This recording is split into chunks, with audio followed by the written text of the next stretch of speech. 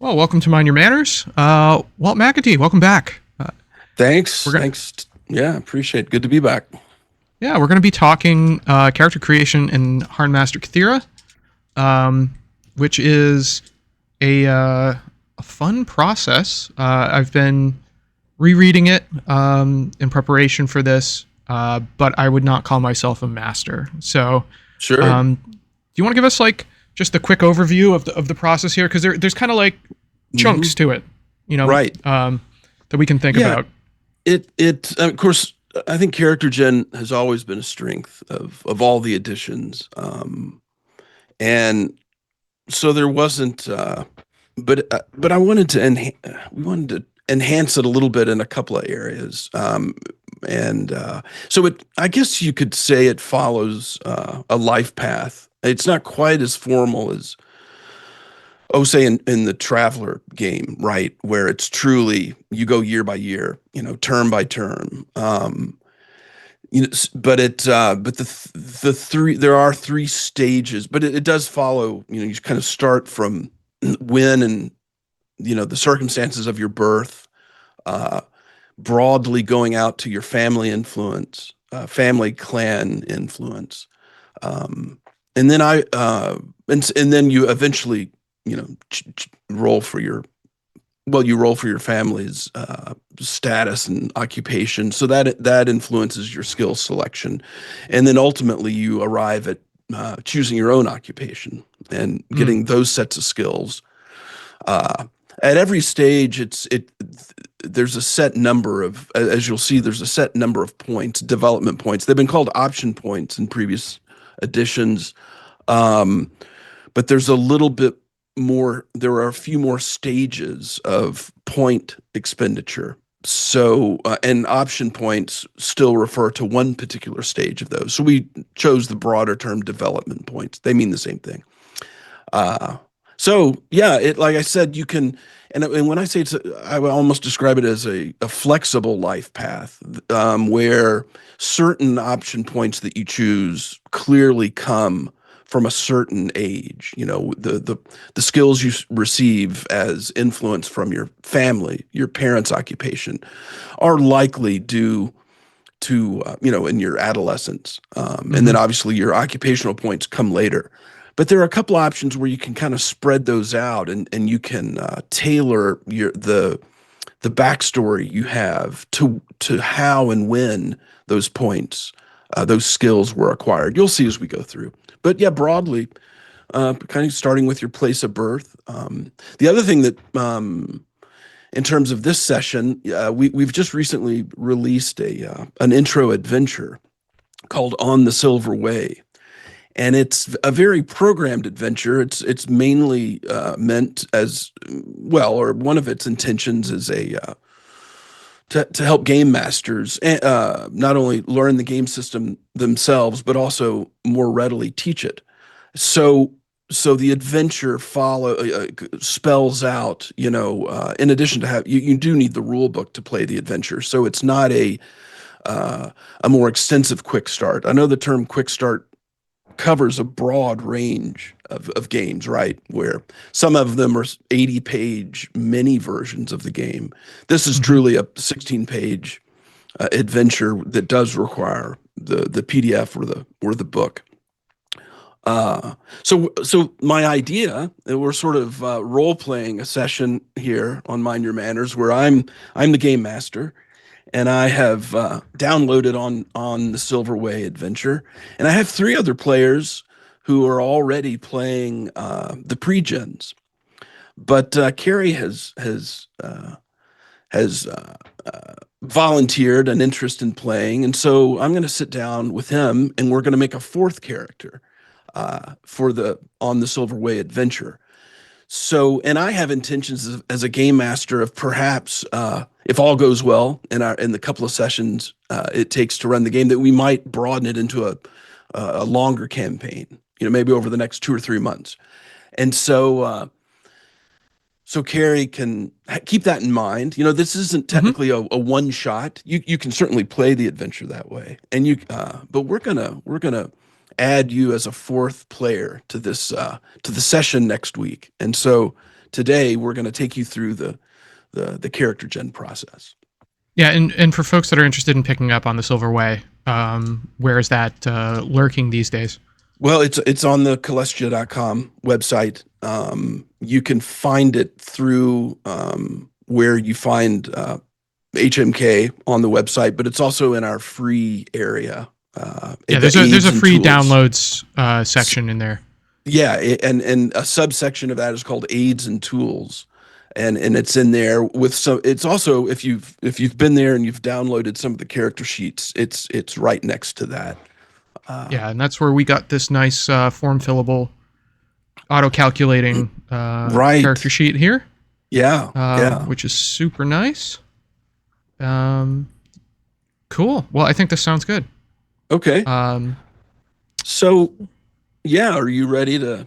You got your dice roller already. I got my dice. I even found my D30 Zachi dice. Nice. So we're good to Harn go. player, you've learned. Got to have the D30 at least at the start. So we're going to go through the book, the PDF, the HMK rule book, following the 14 steps. And so people can open that up, and we're going to go right down through the pages. We're not going to necessarily read through the pages. I'm going to be guiding Terry through. Just a couple of things on character gen. It's not fast by design. I'm not sure, depending on the kind of game, I suppose. It seems like recently there's been a desire to mimic the speed of gameplay of board games. Obviously, when you buy a board game, you read through the 5 or 6 pages of rules or however long it is, and you expect to be playing, I think, within 15 minutes.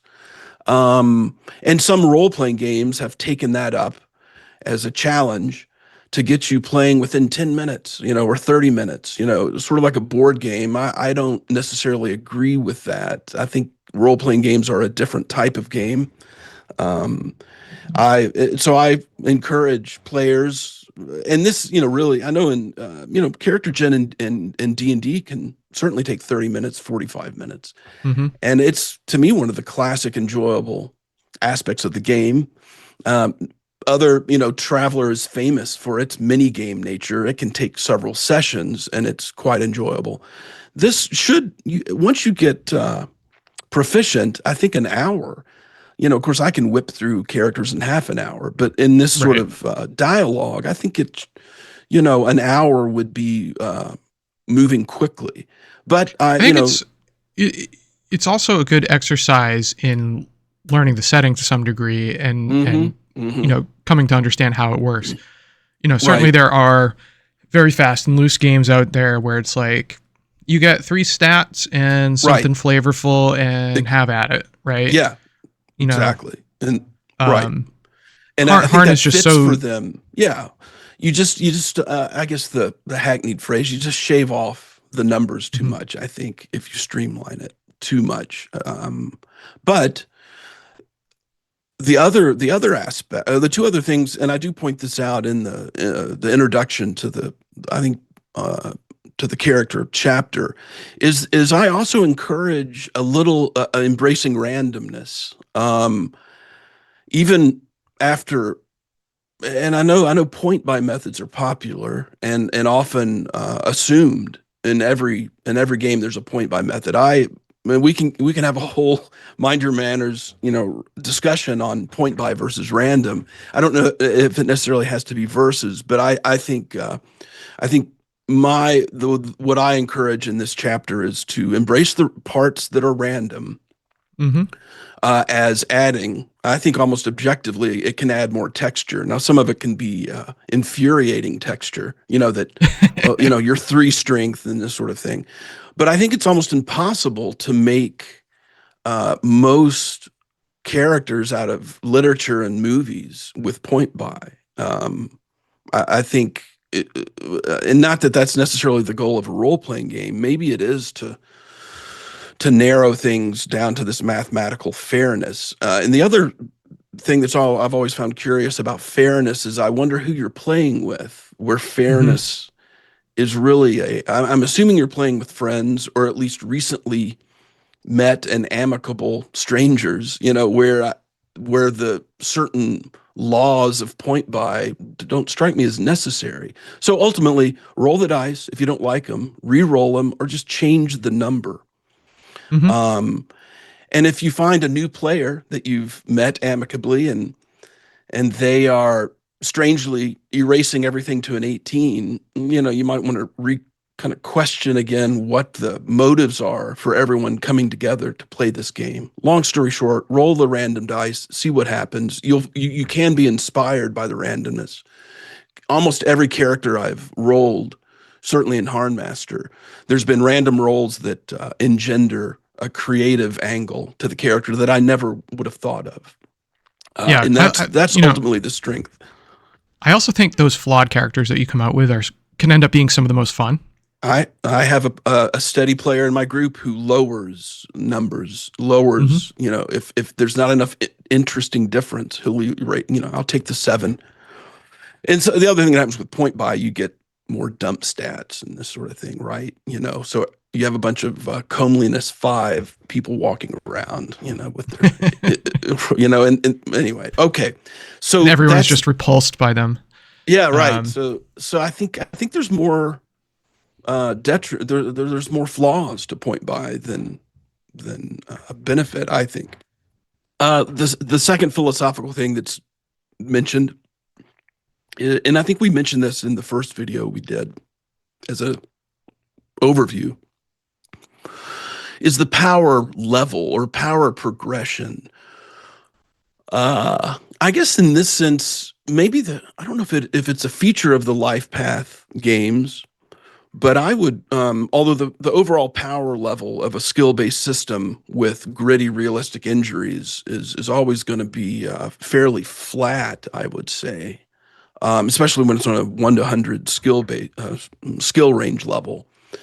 Interestingly, with HMK, it opens up or encourages players more readily to be able more readily to play older characters who have a little more experience. Um, and you'll see when you choose your age, you can be young. You can play the experienced Shek Pavar mage, the mhm. older character who's quite powerful. You can play the mature knight with more skill. So you can make fairly. I think you can also play the ingenue, the classic. I'm 20 years old and fresh out of an apprenticeship and sort of new to the world. But I would claim that HarnMaster of all editions, but maybe HarnMaster Kethira, you can start off relatively a little more powerful. You can start playing the. I always turn to Strider, as the character. You can kind of play that version of him in Kethira, meaning someone who is quite proficient. And you just start playing. It depends on what kind of story you want to tell. Hmm. And I've never and games like I've already mentioned Traveler, right? That is another game says maybe it's influenced me a lot where after your 5 or 6, 7 terms of character gen, you're already pretty competent. And so the adventures that you play, the campaigns that you partake in reflect that experience. And so it's not all you start off fresh and underdeveloped, and that can be a fun campaign in itself. But you have more options to allow you to game masters and players to come to a decision on where you want that to start. Um, so those are my intros.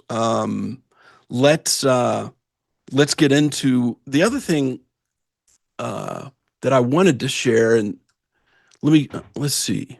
There's a section in the book in the campaign chapter where several steps, bits of advice. This is there's been discussed extensively over the years, and so I give 8 or 9 brief bits of advice if you're starting a campaign.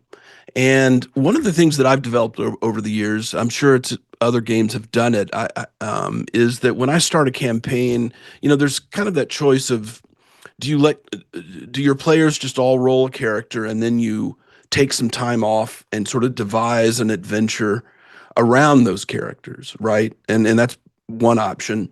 The other option is, the game masters have prepared an adventure ahead of time, and so they want to sit down and allow the players to make their own characters.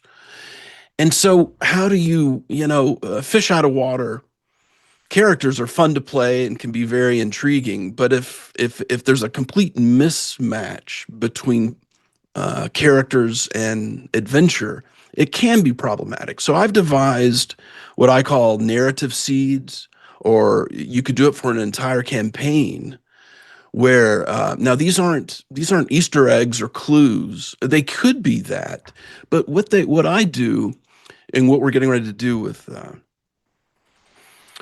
this character gen session, we've already we've already shared the fact that we're going to be playing on the Silver Way, and Carrie is going to be making a character, and so I'm going to give him three adventure seeds. These could be entire sentences, but in this instance, they're just 3 bullet points. And depending on his knowledge of Harn and Kethira, they may or may not be that important. He can ignore all 3.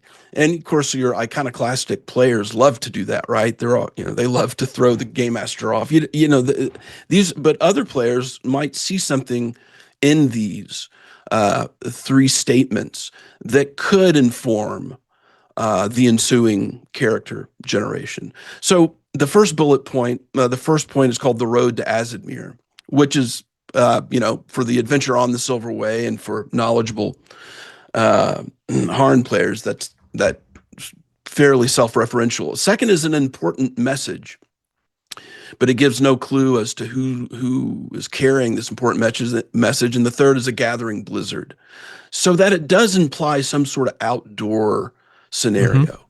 Now, like I guess I'm repeating myself. Now you can follow those. You could say, well, maybe I'll make a character that meets some of that or can satisfy that, or maybe I'll go the other direction and make a character that challenges or makes it challenging. But either way, this is a technique. When you're sitting down to do a longer campaign, these adventure seeds are more campaign seeds, and they might be an entire sentence, that maybe describes the general location of where it's going to play. But anyway, that's so you can consider those or not. Okay. So yeah, I mean the first couple thoughts I have: Road to Azadmir might mean trade mission. It might mean even that we could be highwaymen, right? That's right. We could be the bandits. Yeah. There's all sorts of ways that could go. An important message, delivering, intercepting. Maybe we don't even know about it and stumble upon it or something. And a gathering blizzard. So we know Azadmir is in, the mountains way. Come on, hand, go in the right. Yeah, I'm not going to make a good weatherman. Right. You know what it is? It's because I don't actually have a wall behind me. Yeah. There we go. Right, there we go. And it's disappearing. Right. There's no winning. So yeah, we've got a couple things. We could be coming down from the north. We could be coming from the south. Yeah. Okay. So we'll see where the dice take us. Right. Exactly. And those can be in the back of your mind throughout. So essentially, there's a summary of these 14 steps that are on was it page 17 or 18? 19 actually. And so we're going to start with your folk.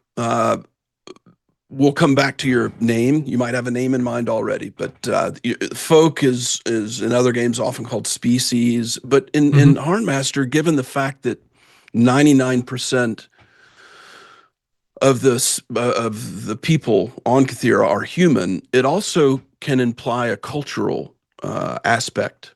And so this is, the example in the game book is the Imli, Nalora.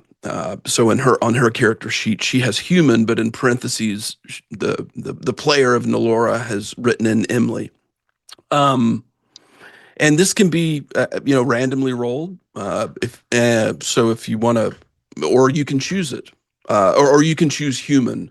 As most HarnMaster and Harn World players know, there are elves and dwarves, but they're not balanced. The various elven people are substantially more powerful in Mm-hmm. terms of more talented, I guess. So yeah, let's. So you could choose human, or you could roll randomly. Yeah. I would probably choose human for the sake Okay. of the video. I'm gonna just throw some Yeah. dice and just confirm it. Yeah. So we'll see. So 99. 94. 94. Well, you could be. This might be interesting. You could still choose human, but on I am the gonna choose course. human, Yeah, but it's interesting. But that almost would have, Azadmir. You could be Kujai are is the word for dwarven folk. So, mhm. yeah, stick with human. That's fine. Yeah, I'll stick with human. That would be a very interesting turn of events, Sure. right? Yeah. Like, See the randomness, right? Yeah. mhm. Right. It already plays into that. Well, let's just yeah. So you're human now. The age group. Um, there's three broad um, basic player character age groups. Young, which reflects the classic Harn character who has finished their apprenticeship, is an embarking on a journeyman equivalent occupation. In their 20s, right? Mhm. The mature adult is in their 30s and 40s, and this is and then the third group older in your 50s and 60s. Now that's not to say in maybe future it would be very easy to make a 14-year-old character. You would just reduce certain points, and there's certainly people who are older than the old age group. I guess the elderly. But for the basic rule book, you can choose young, mature, or old, and there's I guess I'd say intuitive trade-off. The young will be more talented in their physical attributes, but have slightly fewer skills, and the older will have been compromised slightly in their physical attributes, but obviously have more development points. And the mature are a pretty even trade-off. And so Yeah, you we're can gonna. roll or you can choose. Oh no, we're gonna roll. I Oh mean, yeah, I right. I busted out the Dungeon Crawl Classics dice. This is what they do. Oh yeah, great. 50 even. So that is Okay, going to be mature. Okay. mature. So 30 to 49. All right. Now between 30 and 49, the specific age can be quite important in terms of the historical context, right? The recent, well, not well, I guess recent history, recent historical context, and you can select any age, in that broad group. You would probably hold off. You might have something in mind. You could choose one. Depends on how much knowledge of the world you have. Mm. But for now, all Is we it need to know is that she is of the mature age group. okay? And specific age never comes into play in terms of mechanics, so we can decide that later. That's right. Okay, Right. cool. Right. So we'll roll with that. But we do need to roll a birthday. Yes, and that's the classic D12 for the one of the 12 months, plus the D30 for one of the 30 days of that month. Yeah. The underutilized D12. Let's see what we get. So we're technically on to step 3, and he's getting ready to roll the D12 and D30. So I pulled a 6. So Agrazar. Agrazar, right? And we need to roll our D30. 23. Okay. Well, that puts you in the of course the 6th month. The sun signs don't precisely line up to the 1 to 30 days, so there's always a chance you could be what's called a cusp, and of course Hmm. that's discussed on page 22 in that third step. But you were firmly within the Nadai Sunsign, so that would be written underneath in the what is that, the fifth row of the birth section. And what I guess it might have been worth mentioning, yeah, there are three broad sections: birth, family, and what's called persona. So we're still in this the first handful of steps of the birth section. And Now, yeah.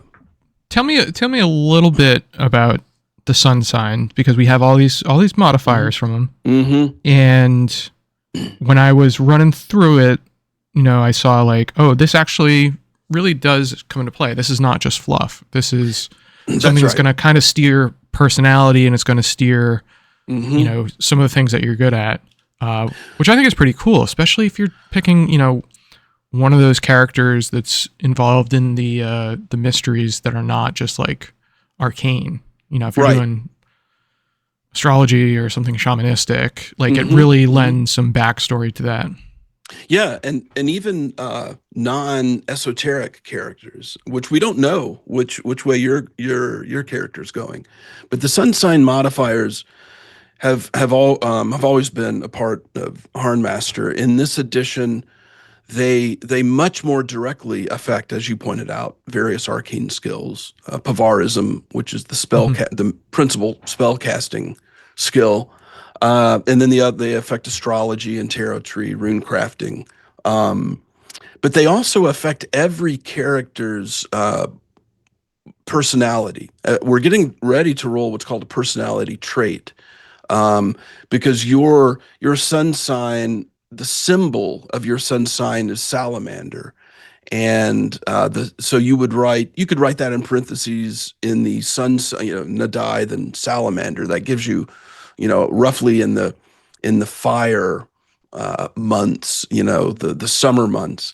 And then the sun sign modifiers will affect all characters' fate rolls. So during the game, when you if you make a skill roll and you want to try to improve it by one success level, like turn a failure into a success, you'll make what's called a fate roll.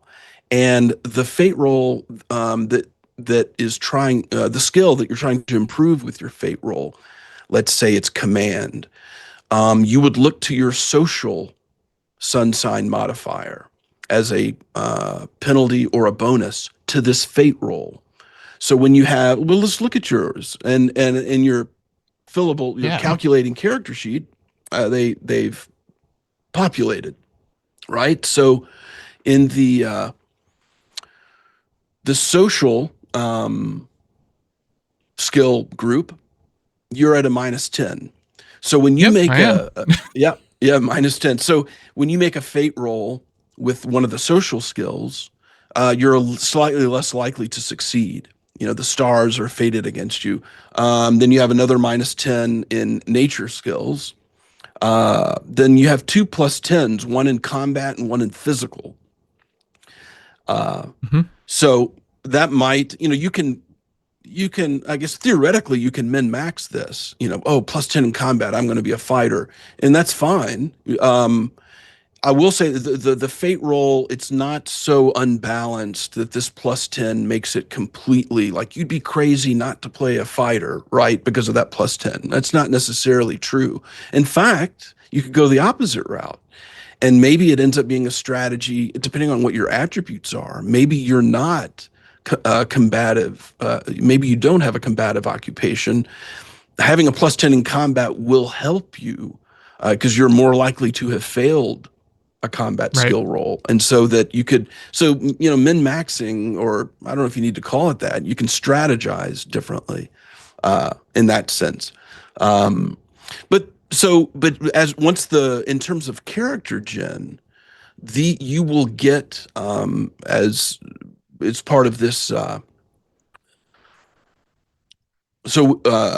next step is you will get a collection of development points that you can spend where you have bonuses. You're not penalized for having a negative Sunsign modifier. Like, we're not going to take points away from your social in nature. It could be almost a house rule, I suppose. But you'll see further down the line, it's long in step 12 when you're actually assigning skill points. You're going to get 2 free combat and 2 free physical development points. At this point, you might type it in in the fillable character sheet and the calculating one. That far right bottom column, just to the right of the combat skills, are just empty spaces. So you could type in, just jot in 2 combat DB and 2 physical DB, and we'll come back to that. Okay. And then, so the third element, I've kind of gone out of. We're moving on to the 4th step, and this is where you can select or roll randomly what's called a Sunsign trait. And this introduces the term trait, which reappears in the game. These are most traits. The overwhelming majority of traits aren't quantified. As you can see, as we're looking at your... Okay, so I need to roll a D6. D6, yeah. All right. So for Nadai, exuberant, imaginative, spontaneous, unfocused, evasive, and wasteful. So we've got to kind of have a progression there. That's exactly right. The first 3 are vaguely, positive, and the 4, 5, and 6 of all the Sunsign traits are spun more negatively, right?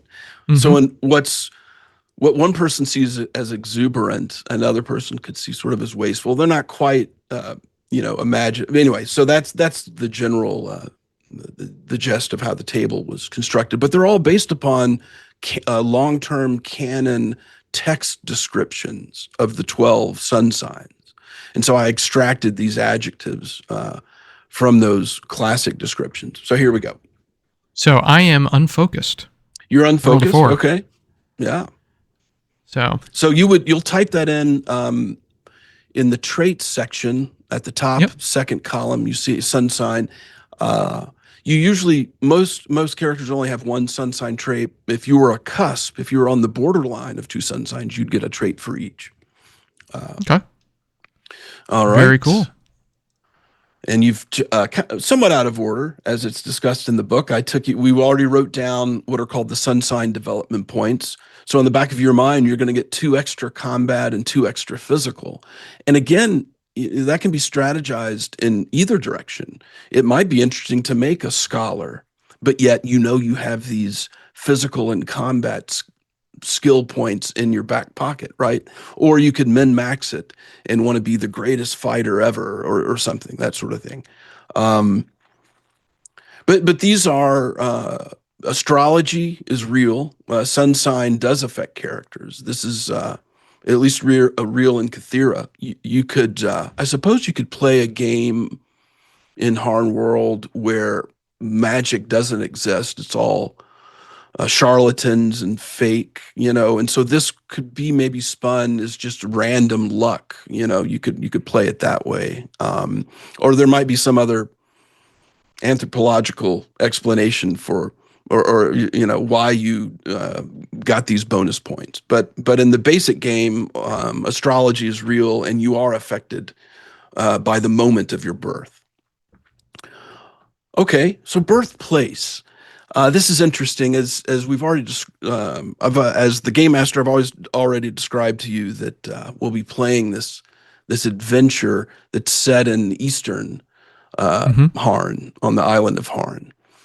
I think it might be fun, for the 22 regions of Venarive. The map behind you is a map of Venarive, and it's divided into 22 cultural geographical regions. One of which is the island of Harn. It's one of the 22 regions. I think it might be interesting, and of course you can always choose if you have some place in Harn you would like your character to be from. You can select that. But Appendix 1 of HMK lists these 22 different regions, and each has what's called a region table. I just went to page 418 and have scrolled down, and I've found the Harn region. And in the first column is a D100 roll, and it's very closely demographically based. I've rounded here and there a little bit, but essentially, if you wanted to roll randomly, um, I think it might be interesting to say that you could be anywhere from the island of Harn, and Oh yeah. it'll be part of your backstory. Now, this is your character, obviously. I'm just offering this as one suggestion. Then you could weave the backstory about what has brought you to the eastern edge of the island.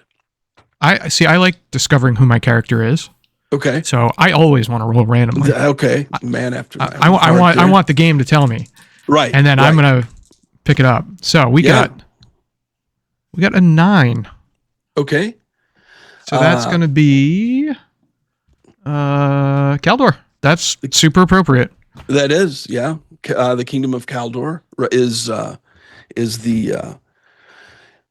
where the Silver Way begins. Actually, the famous Eastern Harn trail to Azadmir begins in the Kingdom of Kaldor.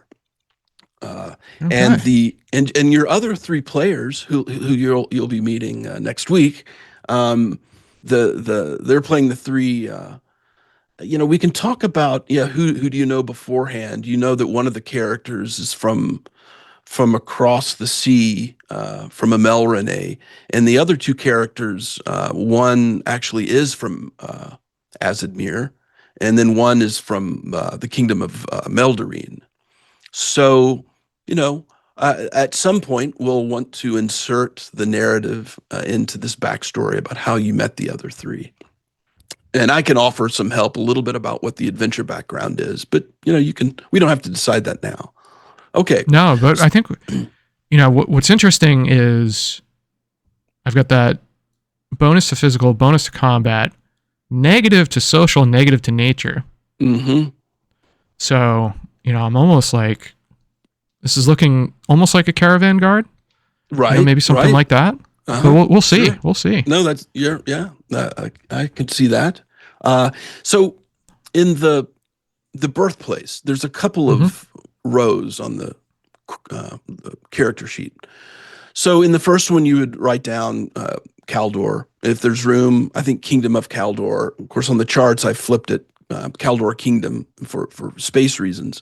The second row could, now obviously there's been a lot published on Kaldor over the years. And so you can really drill down to the specific village, the specific town. For now, we're going to leave that open. We're going to see, because you'll also want to find out whether your background was rural or urban. That'll inform where you were born.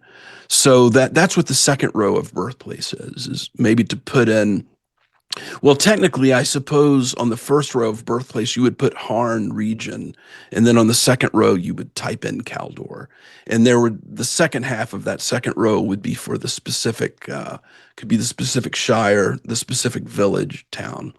But we'll leave it at the level of Kaldor right now. Now, what it does tell you, these region tables, is we've already started to move into the second general section of character gen, which is your family. Yes. This is so you can go ahead and type in the society you're from. Kaldor has a feudal society. The pantheon is called the Western Venerian pantheon of gods. These are the 10 classic deities. And then it also tells you your native language, which can be right below the skill theatrics in the social skills section. That very first blank row, it has eloquence and reasoning right next to it. That's where you type in Harnic as your native language. Got it. Now, you may want to go ahead and type in underneath it the language Jaran. In the region tables, in the appendix that I'm still looking at, Jaran appears after a bullet point and that implies that it's what's called a regional language. That for those in Caldor, now this is a broad generalization. Well, it's a generalization, but you would have more opportunity to learn the Jarin language, and you'll get a slight, one development point bonus if you decide to spend points in learning Jarin as a foreign language. Now, one thing I have a question for you on the character sheet itself. Yeah. We have, what is it, eloquence and reason in there? Is that what's... Yes, yeah. For Harnick?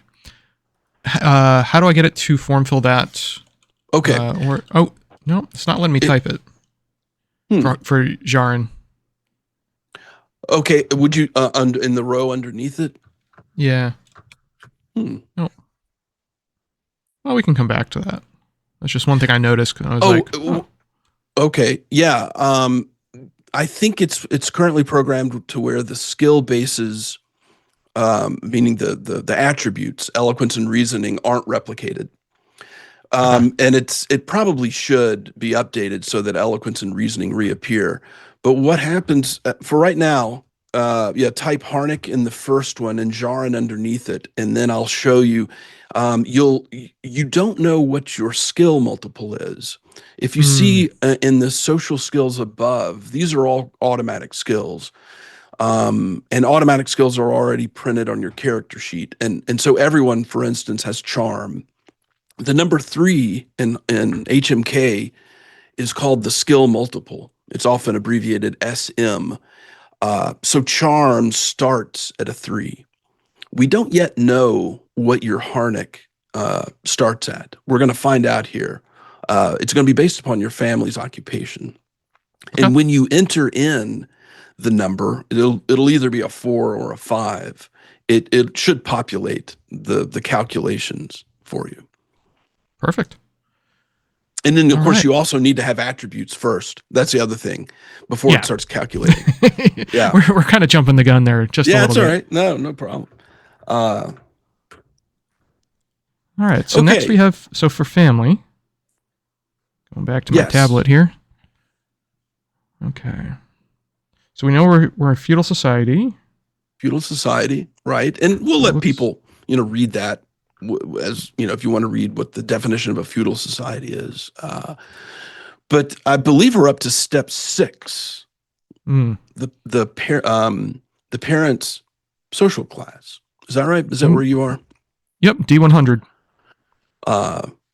Yeah. Now there's 2 choices, and this is I see that. Okay, this is an new with HarnMaster Kethira. And but if the social class steps 6 and 7 are discussed on page 26. Now we know from what we just rolled, you were born into a feudal society. So let's scroll to the next page that's kind of treated with the scroll background. This is the feudal class and occupation table. And you see in the very first table, the first column is a D100 roll. And that is a demographically reflected table, so that you'll see that almost 2/3 of the people of a feudal society are unfree, and you can roll the D100. There's also a D20 favorable roll that allows you to roll and end up having parents who are all the other social classes: free, gilded, military, priestly. And it also gives you a slightly higher, notice in this, you'd have a 1 in 10 chance of being from the noble class. Whereas if you roll percentile, it'd be 3%. Now, I've had playtesters who refuse to roll anything but a D100. I've had other playtesters say, thank God, finally there's a simple way. And so, you can really choose which way you want to roll, but it will be a random roll, your parents. Yeah, if we're doing this for real, and I'm looking at those adventure seeds that we're talking about, right, I'd go for the D20 because right, it'll just save us from jumping through the hoops about how are you not working your land as Exactly. a serf. And that's the classic reason, or that's the heart of the matter for constructing this D20 column. Okay, so let's roll a D20. All right. So survey says a 9. So Okay. Free. So that's right beneath the society roll. You've row where you've written feudal. Underneath it, you would write free. Okay. All right. Now, if you scroll down on that same page, if you're following along, you'll see a subtable, the free subtable, and you'll roll a D100 on this one. And this is your parents' occupation. Okay. So let's see. Parents' occupation. Okay, so we're free. Urban though, is that automatic? Well, let's see. You'll roll the D100 in the first column to determine. Oh, I see. Okay. The precise occupation, and then the very next roll is another D100 against the urban number. Okay. So we rolled a 96. Okay. This is interesting. Yeoman. Your parents were, or one of your parents was a yeoman archer. Okay. And a yeoman is basically a farmer who pays their dues as a soldier, essentially. And you specialize, or your parents specialized as archers. You could be a foot soldier or even a mounted yeoman. So in the occupation, the third row of the family section, you would type in yeoman and in parentheses archer. Got it. All right. Now, notice that the urban chance. This is the next step. So we essentially just did steps 6 and 7. So step 8, and keep the 0 in mind, and we would scroll down to the next step, which is step 8 on page 33. Now, even though it says 0, you have a 0% chance of being from an urban background. By definition, a yeoman is from a rural background of one of the rural manors. Now, this was I won't try not to go into too much game design background about what's different, but one of the things that I've always loved this urban rural role.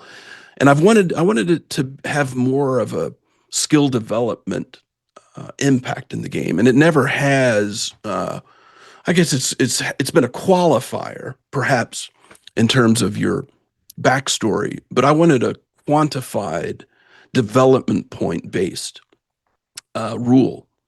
And so when you're determined, there's 4 backgrounds. The basic 2 are urban and rural, but there's 2 sort of polar extremes of each. You could be from what's called a city, one of the one of the larger cities. There's only really a handful, or maybe a dozen that would qualify as a city on Harn. The other extreme is wilderness. That there's some overlap, but wilderness is truly sort of a tribal existence. Very rustic. It doesn't technically have to be tribal. It just means even far away from even the rural manors. And so that you'll see here in a moment when we start developing skills, you'll get a small collection of 5 development points based on one of these 4 backgrounds. In the same way that those we've already written down those 4 development points based upon your sun sign. So this is another. And this, to get back to the life path approach, these 5 points, your background, obviously have to do with where your parents were born and where you were raised. So they could reflect experiences that might be beyond strictly what your family's occupation was, and it's more of your general community that you grew up in? And so how did that affect your skill development? But it's still roughly, I suppose it could be in your childhood or adolescence, so it's roughly biographical or sequentially. But that's what this roll stands for. Now, what's interesting is you still roll percentile dice, and you have, if it ends in a 5 or a 0, you'll be from a wilderness background. But otherwise, it'll be a rural background. So you're essentially trying to roll a 0 or less to be urban, and anything above it is rural. So you're obviously automatically at least rural. Yeah. Yeah. So we can. I mean, and I don't think it fits that. You'd be from wilderness if you're a yeoman archer because you're in service of someone. That's true. Yeah. Yeah. Now, what's interesting is you could still spin that maybe the rural manor was on the borderline of wilderness area. Mm-hmm. So you could still rationalize having a wilderness background, that you were the yeoman farmer who lived several miles outside of the manor village, and that your parents spent a lot of time in the wilderness area. So you could even socially, but you can certainly choose. Yeah, I go straight to the Witch, the movie. Exactly. Right. Where they're cast out. Right. Yeah, it could be something like that. Right.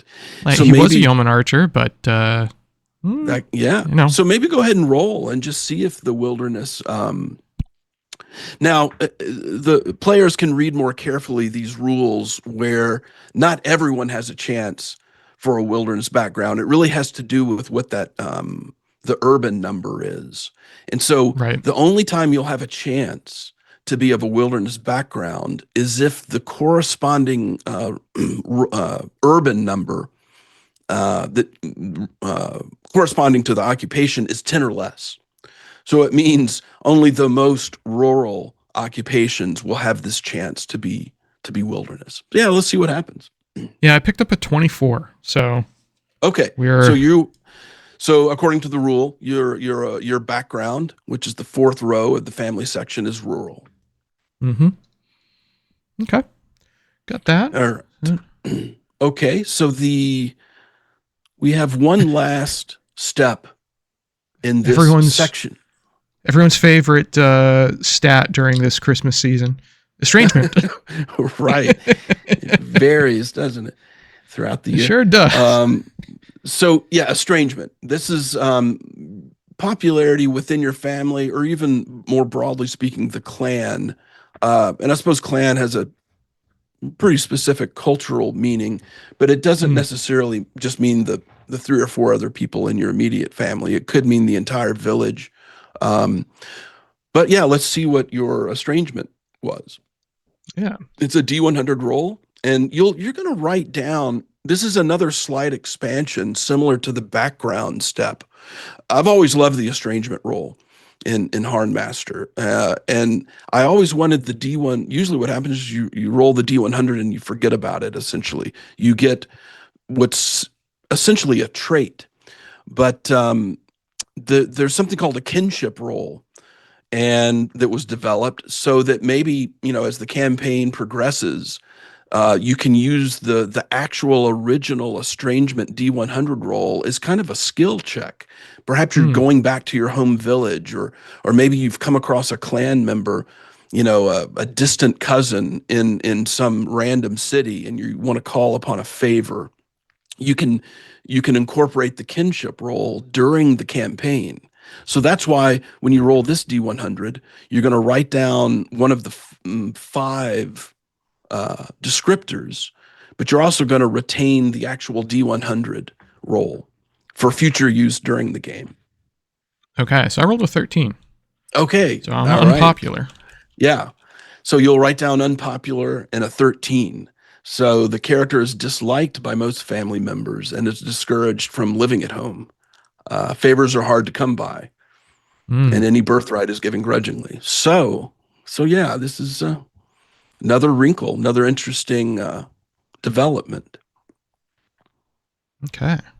So Now, one thing that we're not doing in this edition, we're not rolling like favored child status, like firstborn or anything like that. Is that right? That's located in an appendix. Oh, It okay. is in HMK, and we can do that. I felt like, well, I just put it in the appendix. It's not that it's necessarily optional, but in terms of the flow of the character chapter, we could do that right now if you want. Oh, Since we we'll did keep arrange. it. We'll stick to it as written for now. Okay. It would make sense. It might help explain and the same goes for height and weight. Hmm. That's done after strength is determined. And it's also put in this same character appendix. It's called character detail, and it's appendix 3. I tell you what, let's jump to it and at least Okay. roll your the birth order, Okay. because it might play Let's. into this 13 estrangement. Maybe it won't. And this Yeah. we can jump all the way to page 429. And Okay. this is your background story. We'll just do this first one for now. There's been some added elements. Have you traveled much? What's your occupational status? Do you have allies or rivals? Do you have a particular relationship, a spouse? Do you have children yourself? But let's roll the sibling rank. Okay. And you, looking at the page, you're from a feudal society. So if you can manage to roll 6d2 minus 5, that will be the number of siblings you have. D2 minus 5. And a 1 implies, or not implies, it means you're an only child. 6d2. Okay, so we're 6d2. gonna roll some d6s and we're gonna divide them by 3. Oh. Or divided by 2. So 1 to 3 is a 1, 4 to 6 is a 2, right? All right, and we're gonna subtract 5.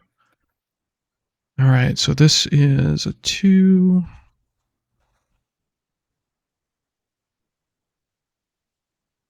Okay, so we've got 4. We've got, yeah, and then we're subtracting 5. So I rolled a 6, so I only have 1 sibling. Well, so you rolled a 6 on the 62. Is that right? Yeah. You rolled for folks that don't know, you cannot see the dice that I'm rolling. I can't see the dice. We for technical reasons we just streamlined it to this. So I'm waiting to hear what the roll was. Yeah, so you rolled all ones. You rolled 6 ones. Is that right? I rolled 4 1s and 2 2s. So that's an 8. Is it? 4 1s and 2 2s. Oh, 2 2s. Yeah, 4. Okay. Yeah, duh. So 8 minus 5. That's okay. Hey, I should have had some more coffee. So you have there were 3 siblings in your family. So you have 2 siblings. You're one of those. So now what you're going to do is we have, it's interesting. We're going to come back to this. And now I realize why you were probably wise in waiting. The second table is a way to determine whether your siblings are alive or dead. And in HMK, that is a factor of your own age, right? So if you're old yourself, it's more likely that your siblings may have died off. It's not a certainty, but you can see if you end up choosing a young cohort. Wait, you already chose. You're mature. Yeah. So we can do it. Okay. So that was my moment. So we look at the central, the third column is mature, and you're going to roll a d10 for each of your 2 siblings. Okay. And also make a note of the actual roll, because that'll an odd roll means male and an even roll means female. So in this very singular D10 roll, you determine their gender and whether they are living or deceased. Okay, we can do that. Okay, we got an 8 and a 6. Okay, so you have 2 sisters. Okay. One is deceased and one is living. Now, The other thing in terms of the birth order, roll a d3. Birth rank, roll a die with a size equal to the number of children generated, which was 3. The result is the character sibling rank. So you're going to roll a d3. Okay. Oh, I rolled a 1. So you're the eldest child. The eldest. And you haven't chosen a gender yet. And in HMK, you can choose that at any point of the character generation. Yeah, we'll just make it a him.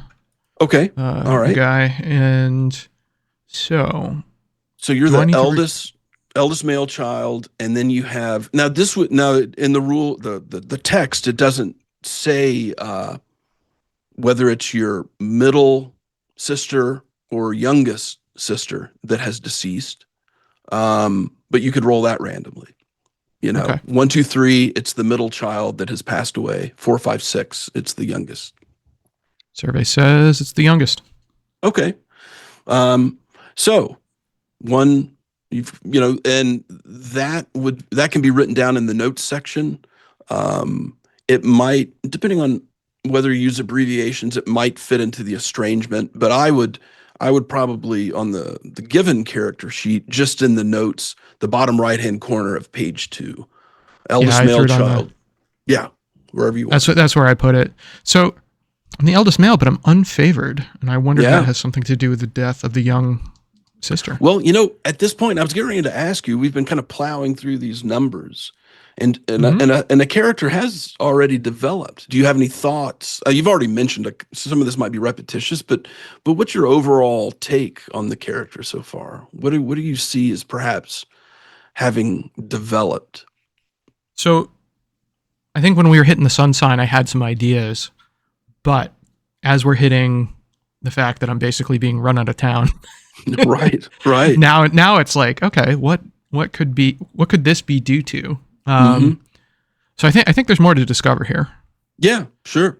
That's right. Yeah. Okay. And so one thing on my initial read through of the book, I did not make time for this appendix. Okay, sure. So there's a lot of good stuff in here, especially if you're looking to figure out like your physical build and things like that. Yeah, in previous editions, that was in the character chapter as you went along, and there's been some criticism, at least in playtest, bemoaning the fact that this was somehow relegated to an appendix. But it doesn't mean all the rules are optional, right? But it's not to the heightened way to have very specific reasons of game design why it needs to be figured after your strength attribute, and I explain it a little bit in the book. But I just put them in appendix. I felt like it's for me at least it could have slowed some of the character gen down, but it was more of a layout choice of. I mean, the character chapter is already 50 pages long, so it's not like it's. We're already.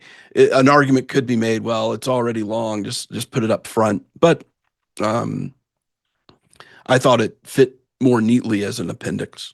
No, okay. I dig it. Let's. So we've done background. So that brings to an end the family. The first, the birth is the first general section. Steps 1 through 5. Family is the second phase, 6 through 9, and so it's vaguely followed a time line, right? We're starting to get an idea of maybe how your childhood went, your adolescence. So now we get to persona. And this is starting to bring the process up to the recent past. So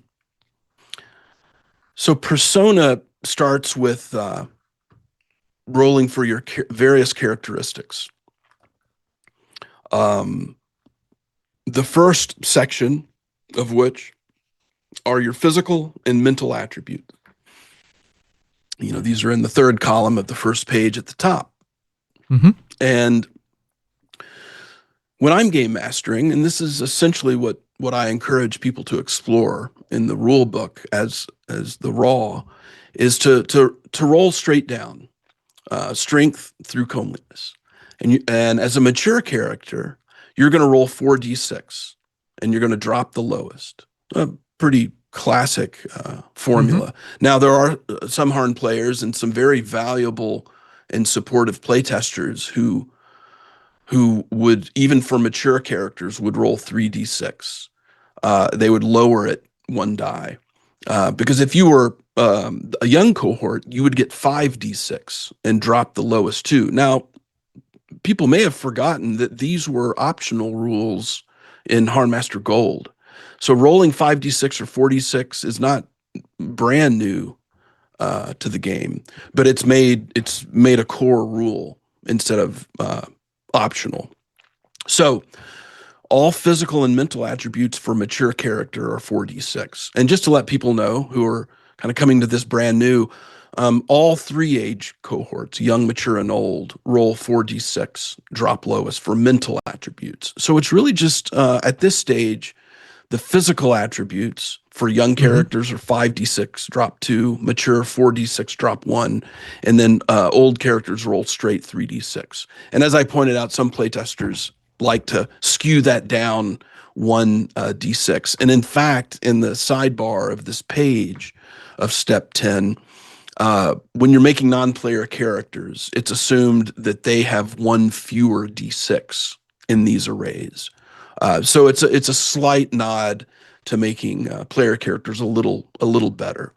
Yeah, and you noted that in that power call out at the start of the character creation chapter. Oh, right. That's right. Yeah. Right. I mean, it's there, and I think for players, if you want to have a game that's not going to kind of fall on its face, right? It's a concession to having a slightly overpowered character, but I wouldn't even call him overpowered. Right. Yeah. It's pretty. It's difficult. a viable character, is what I would say. Yeah. Yeah. And as we're going to find out, one of my oldest and enthusiastic players will take an eraser and reduce scores, in order to find more interesting texture. So it's not necessarily always a power grab scenario, but let's see what happens. So you're just going to roll 4d6, drop lowest, right down the row, and we can do all 12 of them. Yeah. We lost a 1. We pulled in a 16 for strength. Okay. So we'll hit endurance. And we pulled in a 12. Okay. All right. Dex is going to be... okay, we're going to drop a 3 there. This is a pretty decent roll. Okay. It's going to be a 13. And then agility. Oops. Hit the microphone. Oops, I'm missing a D3 or a D6. Ooh, okay. We're not too agile. So that's going to be a 7. Okay. Now I'll make a note on perception. This is a difference in previous editions. It's made optional whether you go the classic HarnMaster route of having 3, well, depending on what edition, sometimes 4 different sense attributes. The classic 3 are eye, hearing, and smell. Now, at the end of the character chapter, there's a call out for doing that. In fact, we have a special character sheet that instead of having a unified perception attribute, you split them up into the 3 and you roll separately for 3. And in fact, the whole skills table, there's an optional skills table in the rule book and PDF that for campaigns, for gaming groups that want to play with eye, hearing, and smell. And it's been unified into just a general perception. And in this campaign, we're using just the single perception attribute. And what it means is it's not to imply that those senses are conflated, although there is interesting modern science about exactly how the senses function and often are more integrated than you might realize. But that's really not my argument. It's just basically meaning that your eyesight, hearing, and smell are all the same score. You're a more overall perceptive character or a less overall perceptive character, and that's the So yeah, so just roll a single score for perception. All right. That is going to be an 8. Not Okay. too percepty, to coin a word. Right. And Maybe then not we've the got, archer your parents were. no, I'm just such a disappointment. All right, and then we have comeliness. All right. That's not too shabby at a 15. Okay. So, Well, continue. We'll come back to those 6. Go ahead and let's roll the mental attributes. sure. And we're not doing anything different for those. Still 46 down That's the right. line. Still 46. Yep. All right. We're going to drop a 2. We got an 11 for aura.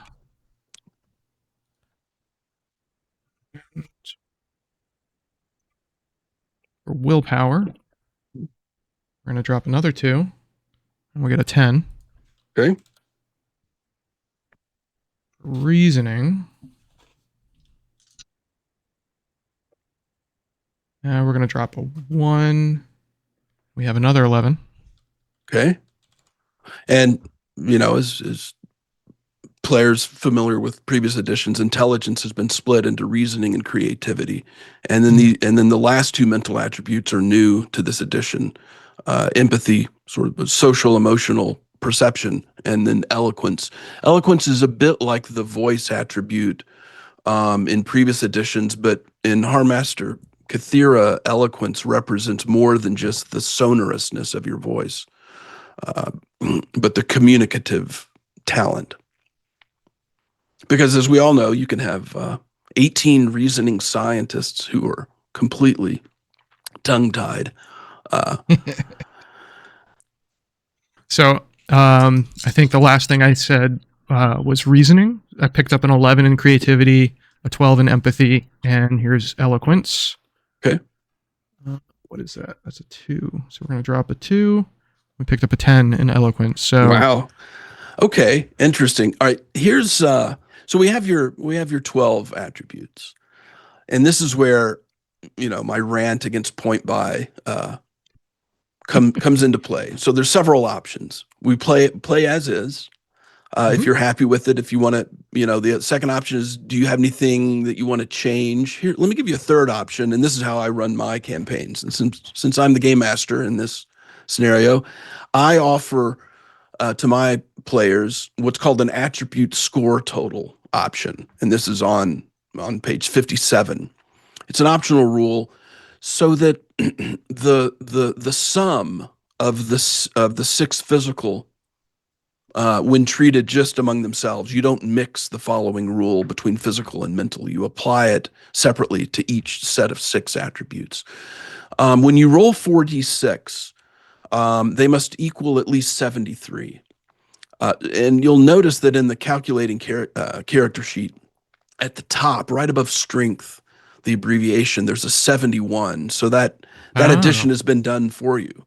So notice in Walt's campaigns, his players are allowed to have at least a 73 total. So you get 2 points that you can add anywhere. You can put them both in strength to be the 18 strength. You could try to mitigate your broken hip that is reflected in your agility, your poorly healed broken. Who knows?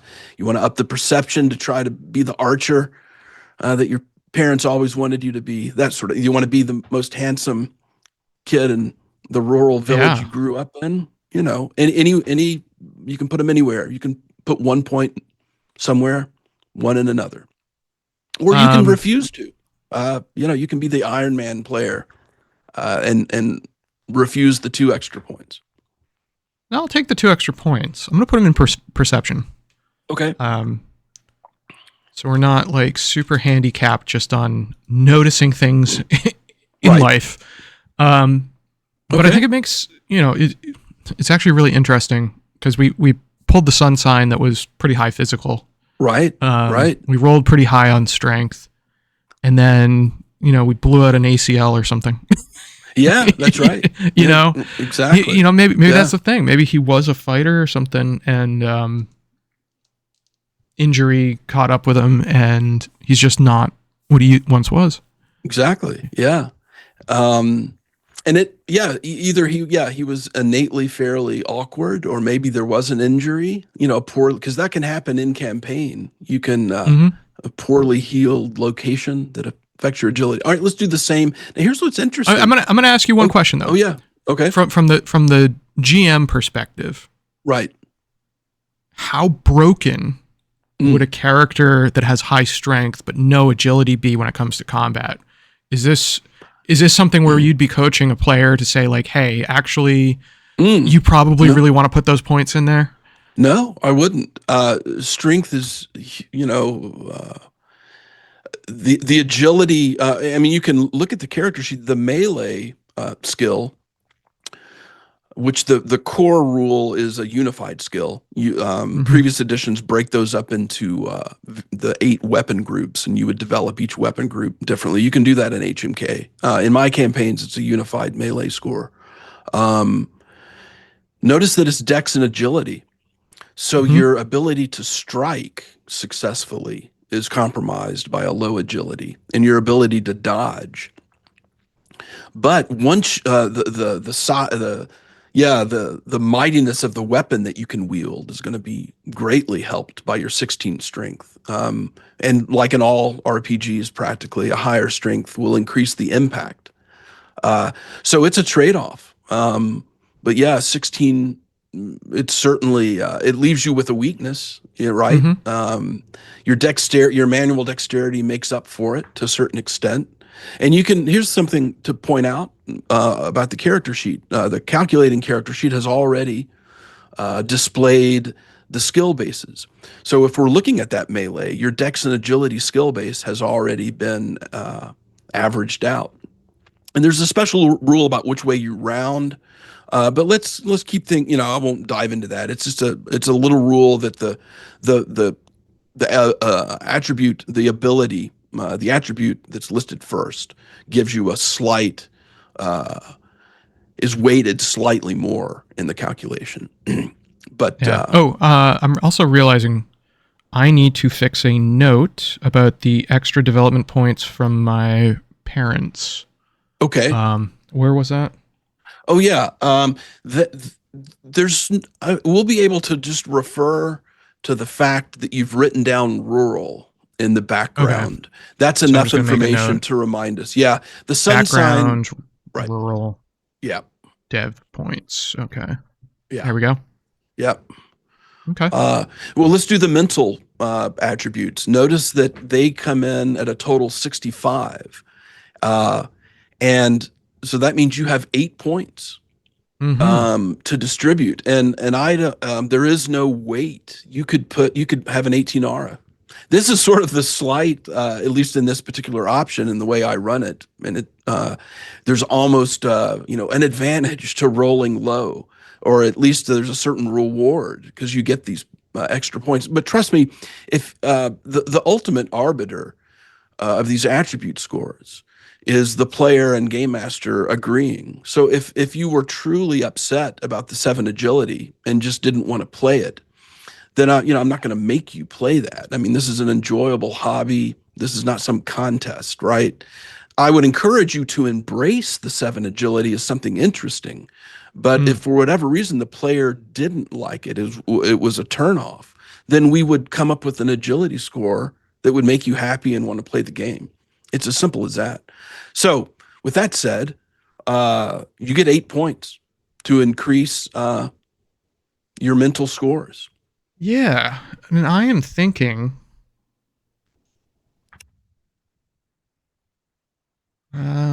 Well, I'm pretty run of the mill here, so I almost want to dump it into one or two things, Yeah, and right. maybe dump it into like aura and really Okay.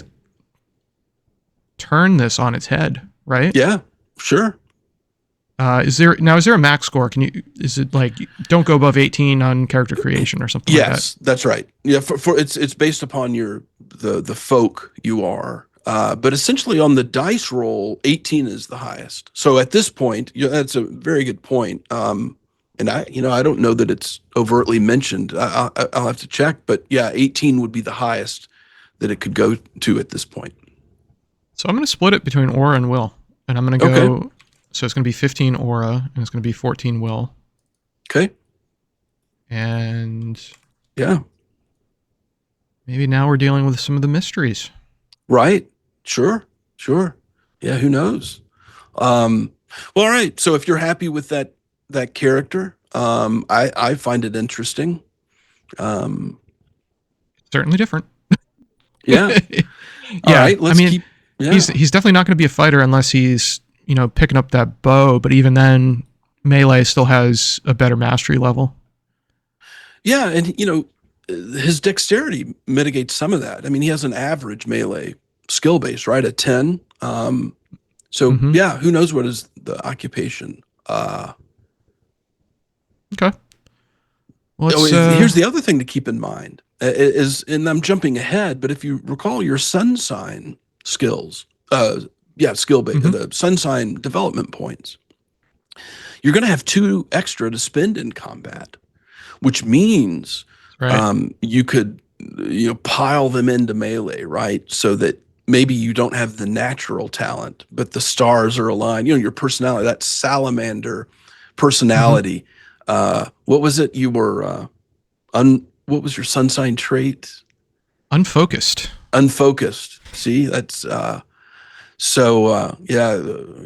It could play into that, so you have a chance to. Okay. Okay, Cool. so Well, we're let's. moving on to the next. So we did. There's actually 6 sub-steps of step 10 characteristics. We've done 1 and 2. Okay. Physical attributes, mental attributes. You can see in the book that if you played the Kuja that you had rolled, you would get. Now you would adjust those, and we could look at that quickly. Notice that if you were the dwarf Kuja, you would get a +2 strength, +2 endurance, and you would just add those to these scores. And also, just pointing out the perception option, lower left-hand corner. This is how you would modify your eye, hearing, and smell Mm-hmm. according to the various folk. Yeah. +2 to hearing for the Kujai. Yeah, Okay. Okay, let's move on to the third characteristic is morality. Morality I is. think this is going to tell the tale. Oh yeah, right. That's right. Now this is morality has always been a rolled attribute in HarnMaster. It ends up functioning similarly to Estrangement, right? Where you make a roll, although this isn't a percentile roll, but it still gives you a general trait. And this is an increasing measure of unselfishness. Is how it's defined and described in HMK. So the way the rule that's in the book is something that I developed where first of all, you can pick one if you want, and you can see what you roll and adjust it. This is an important, if some character has come to mind that you want to be in one of these 6 categories, you can certainly just pick the number. There are a couple of game mechanics in the religion rules that rely upon the actual score. So in the morality row, which is located in the traits section, you'll be writing down this this descriptive adjective followed by the actual number you roll. Now, what I like to do is have the players roll 4d6 and then choose 3 dice to construct a morality, which means you don't necessarily have to drop the lowest if you don't want. Okay. So we're going to roll 4 and we're going to drop 1 to construct it. Okay. Right. Yeah. So let's see what we get. That's a 12 total. Dropping 1 is going to put us at dutiful. If we drop 2, it's going to put us at corruptible, which is. Let me ask you this. Since I can't see them, what are the 4 results of the individual numbers? A 5, a 4, a 2, and a 1. Okay. So what you're going to do is you're going to pick any 3 of them So you could have a morality of a 7 Mm-hmm. if you drop the 5. And then, so you see how that works. So if you drop the 1, you would have, what is that, an 11 or 12? Right, dutiful. Um, so it's up to you. Can you get in the 8 to 10? I guess if you dropped the, I could drop the 1, and I'm at a 10. yeah. So you see how it works. You drop any one of the 4 d6s, and it's a technical limiting. Uh, the results are What limited did I say? according to. I rolled a 12, right? Yeah, so I need to drop the 2. Um, yeah, I would say, the lower the empathy, the less the person is cognizant of or bothered with their actions So affecting others. What did I get there? you got a 12 empathy, which is a little bit above average, right? Yeah, So so yeah. I'm inclined to just stick with dutiful. Okay. Yeah. I don't think the other things add up to say this. Maybe they're not. Um, yeah, yeah. So we're gonna do dutiful at a 10, right? Or at a 10, No, that would be at an slightly 11. corruptible. An 11. Okay. At an Sure. 11, we're dropping the Cool. 1. So okay. So that's pretty good. Well, I mean, it's neither good nor No. bad. Right. But it kind of fits the character. And I will say, knowing the other 3 characters in the game, it fits a little more cohesively, at least. Not to say that if you had rolled the unscrupulous, that might have been interesting. It depends on gaming groups. I usually don't like to run, just personally, low morality uh, campaigns, but that's completely up to They gaming break down group's after a choice. while. Like Yeah, but they're hard to sustain, and then especially if you're running like the group of goody two shoes, and then you have the one person that's like lawful evil. right, You know? yeah. It's like this doesn't Exactly. work. I think some disparity in 2 or 3 categories is interesting, but that's okay. So we're gonna go to moving along here. The substep 4 of our characteristics, which is arcane talent. Um, these are inherent. In the book, they're described as arcane or magic-like. Some game masters like to spin them even more broadly. They wouldn't necessarily make them arcane in nature. It could be sort of inexplicable. That's an option. But in this sense, it's you're going to roll a d20 in the first column, and we're going to compare that to your aura, which is a 15. So notice in this table, even if you had a low aura, you have a chance. It's kind of it's one of the more intricate tables in the character gen. The 1 and 2 DP refer to your spirit skill, which was an optional skill introduced in HarnMaster Gold. And it's a bit like it really is your mental or spiritual endurance, strength, or not strength, but resistance. So you'll roll spirit to resist spells, this sort of thing. Okay, so we're going to roll a d20. We're gonna roll a d20, and survey says a 9. Okay, well, if you cross index, that's in the 6 to 10 row. Over to the 15, it says 1 DP. And at the bottom, the explanation is that the character adds the given number of development points to the spirit skill.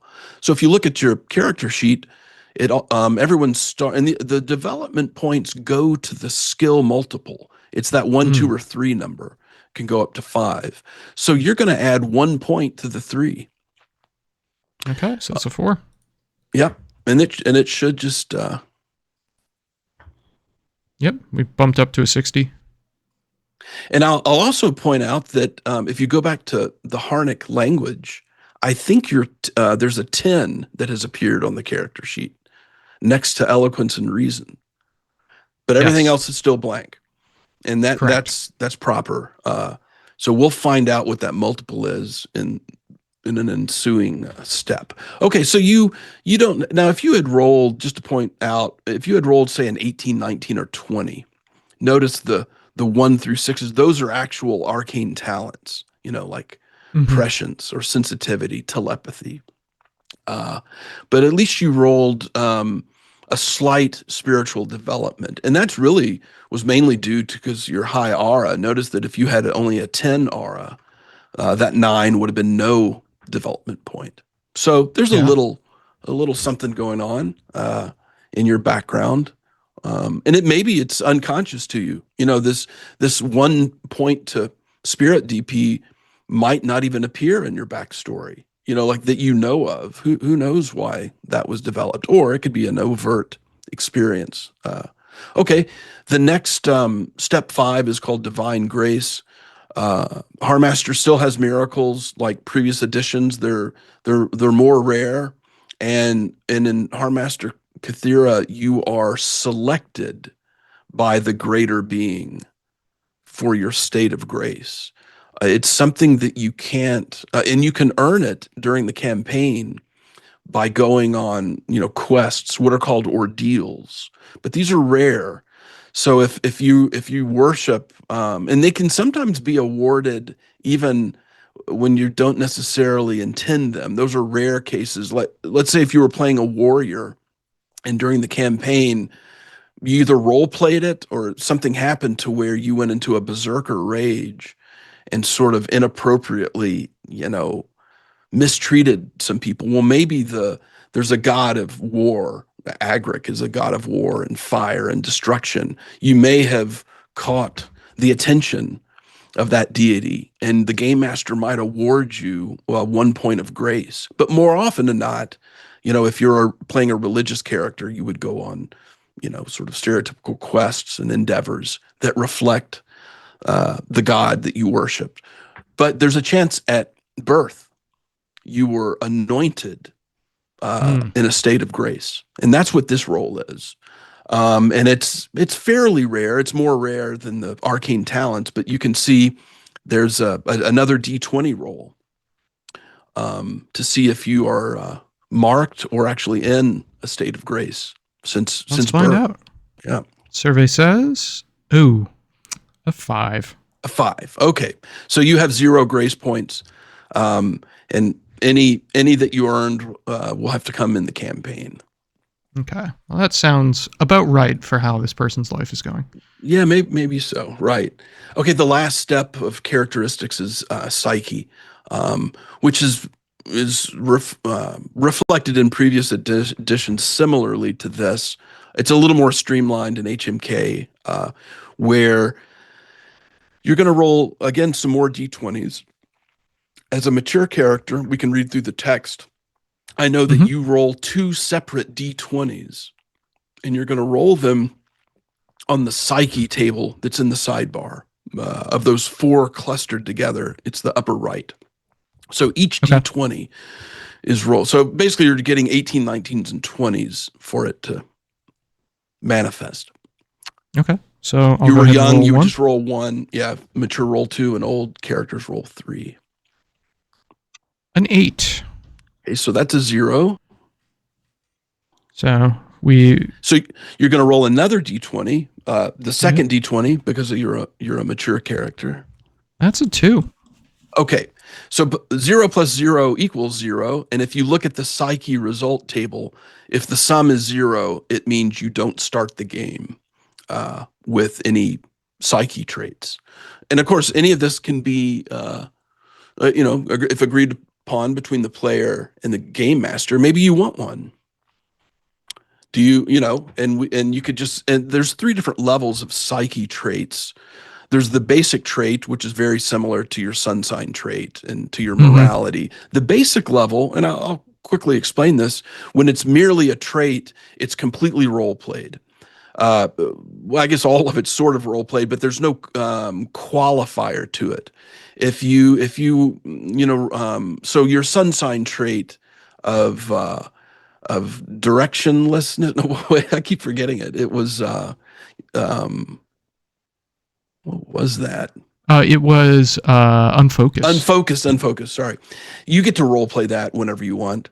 You know, if a certain situation, a certain scene, an encounter, an exchange, and you want to role play like you're unfocused, maybe you're not paying attention, or you blunder into something.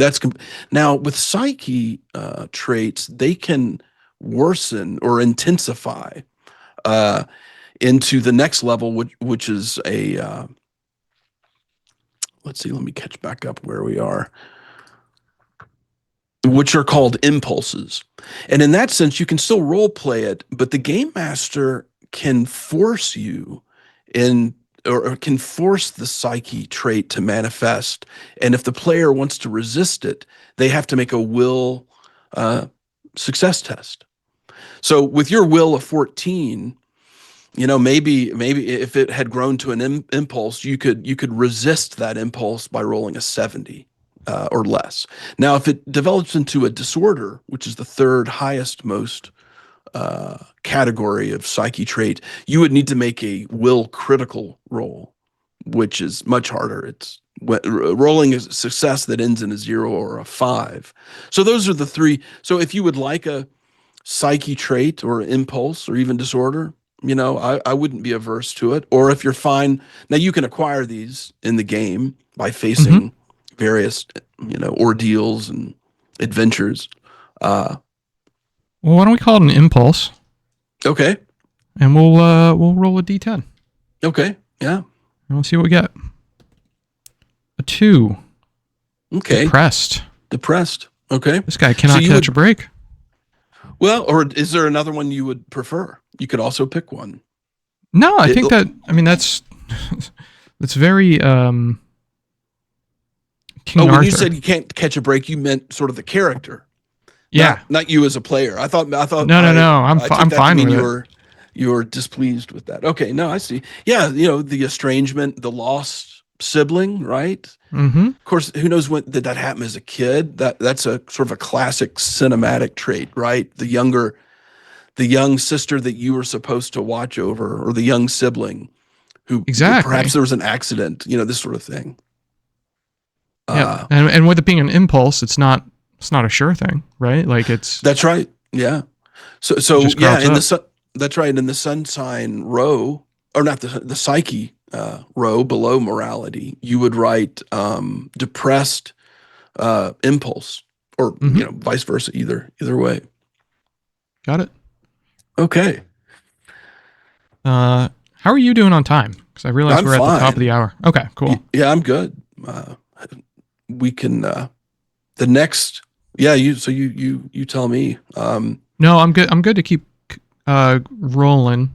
My buddy might drop by to drop off some holiday cookies. Okay, yeah, that's fine.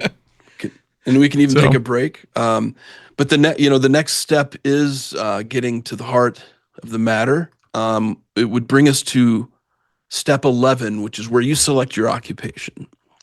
Yeah. So what's interesting here is that it's actually a selection.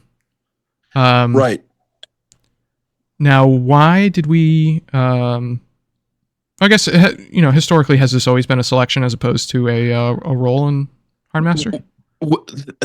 It's mostly been a selection, but in some cases it was also a role. Now, this is where game masters. There's a mention of this, that game masters can limit according to your social class. That unless there's some very interesting backstory, you would, for instance, not be able to be a knight. Although it could happen. Freemen were often knighted. You know, if you have a particular interest in doing that. But one broad limitation is that you must select an occupation none higher than what your family's social class is. But it also, but that doesn't necessarily hold true for the military occupations. You know, obviously, if you look at the table, the yeoman appears on the freeman, and in HMK, which follows the HM Gold tables, the military social class is considered higher than free. But it would be logical that you chose a uh, to be a mercenary or a man-at-arms. Here's the other thing. You could also choose to be a yeoman archer, meaning despite the low estrangement, perhaps you did carry on because you're in your 30s or 40s, so your parents could be dead. Yeah. It depends on how you want to role play that. There's not a table to determine that, but you could roll it similar to the sibling role. Yeah, we could just use that same table. Yeah. But ultimately, yeah, I mean, what are your ideas so far? What has developed? Well, so if we go back to the character sheet, Right. we know that at this point in this person's life, they're still pretty strong. We know they have limited agility. Mm-hmm.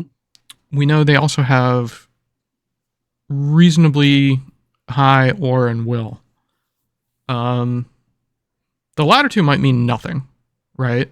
Mm-hmm. The fact that this person is pretty strong tells me that they do something physical.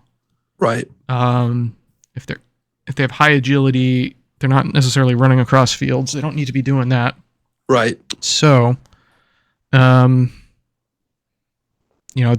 very well may be just an archer, and they could, I come back to the road to Azimir, and I'm thinking maybe they're a mercenary. Okay, sure. And maybe that's been their lot in life, and as kind of a sellsword, that's why you're not so popular. Ah, right. Sure. No, that's cool. The morality is pretty good, like dutiful. So maybe it's not just like, selling the sword for anyone. Maybe maybe we're going back to caravan guard. Okay, sure.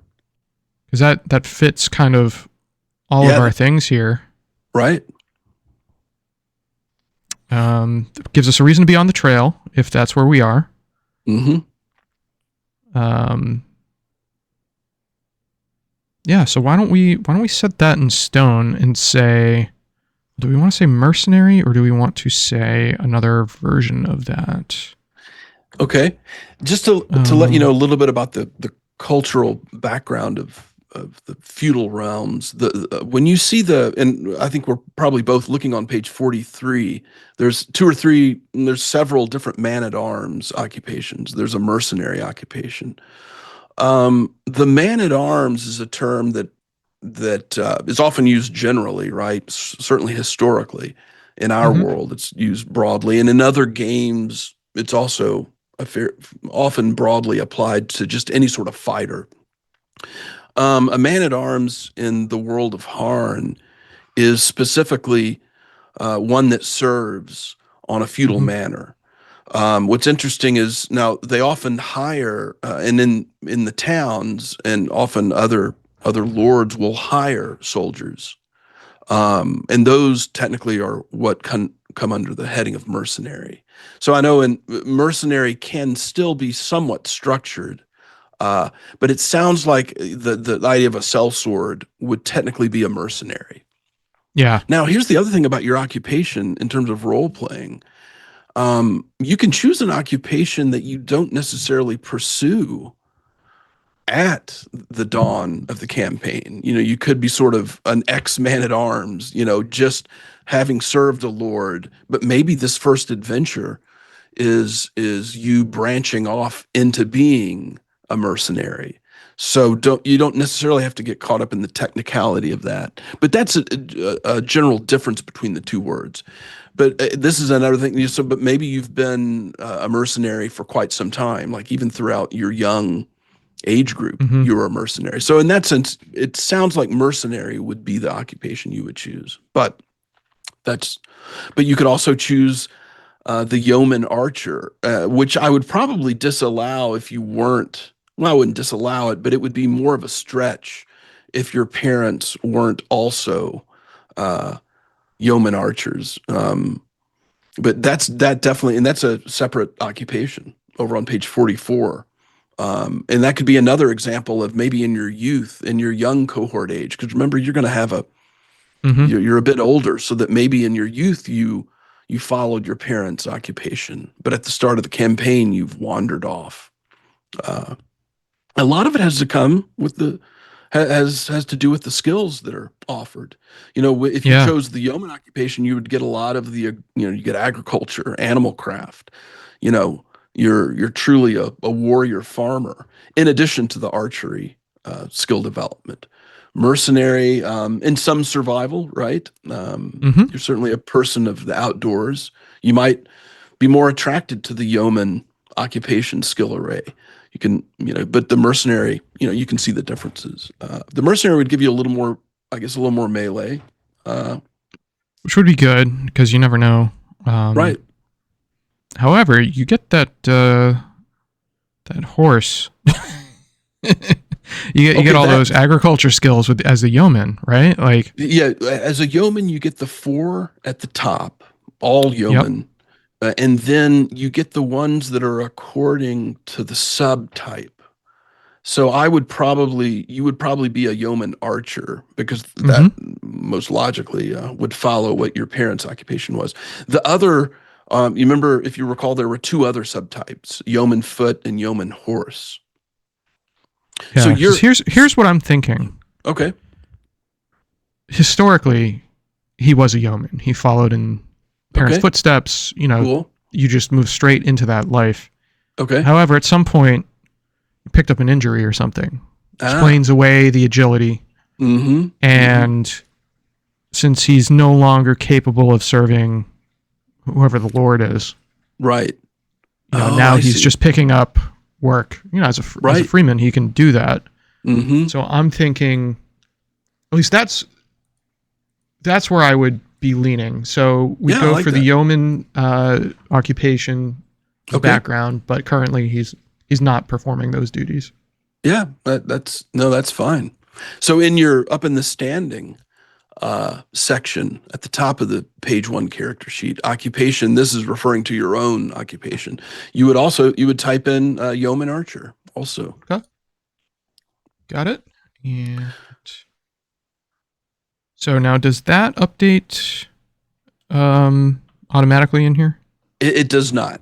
Okay, so we need Not to. not in this calculating sheet. You'll end up. We'll get. That's actually uh, that's the last step Okay, well, the last bit of step 11 was choosing that. So I'm now getting a we little are. bit ahead of ourselves. No, Sorry. that's okay. Yeah. Um, so now we are at this the step 12 skills, and this is the true heart of the character gen. This is where and from this point on, it's much less random.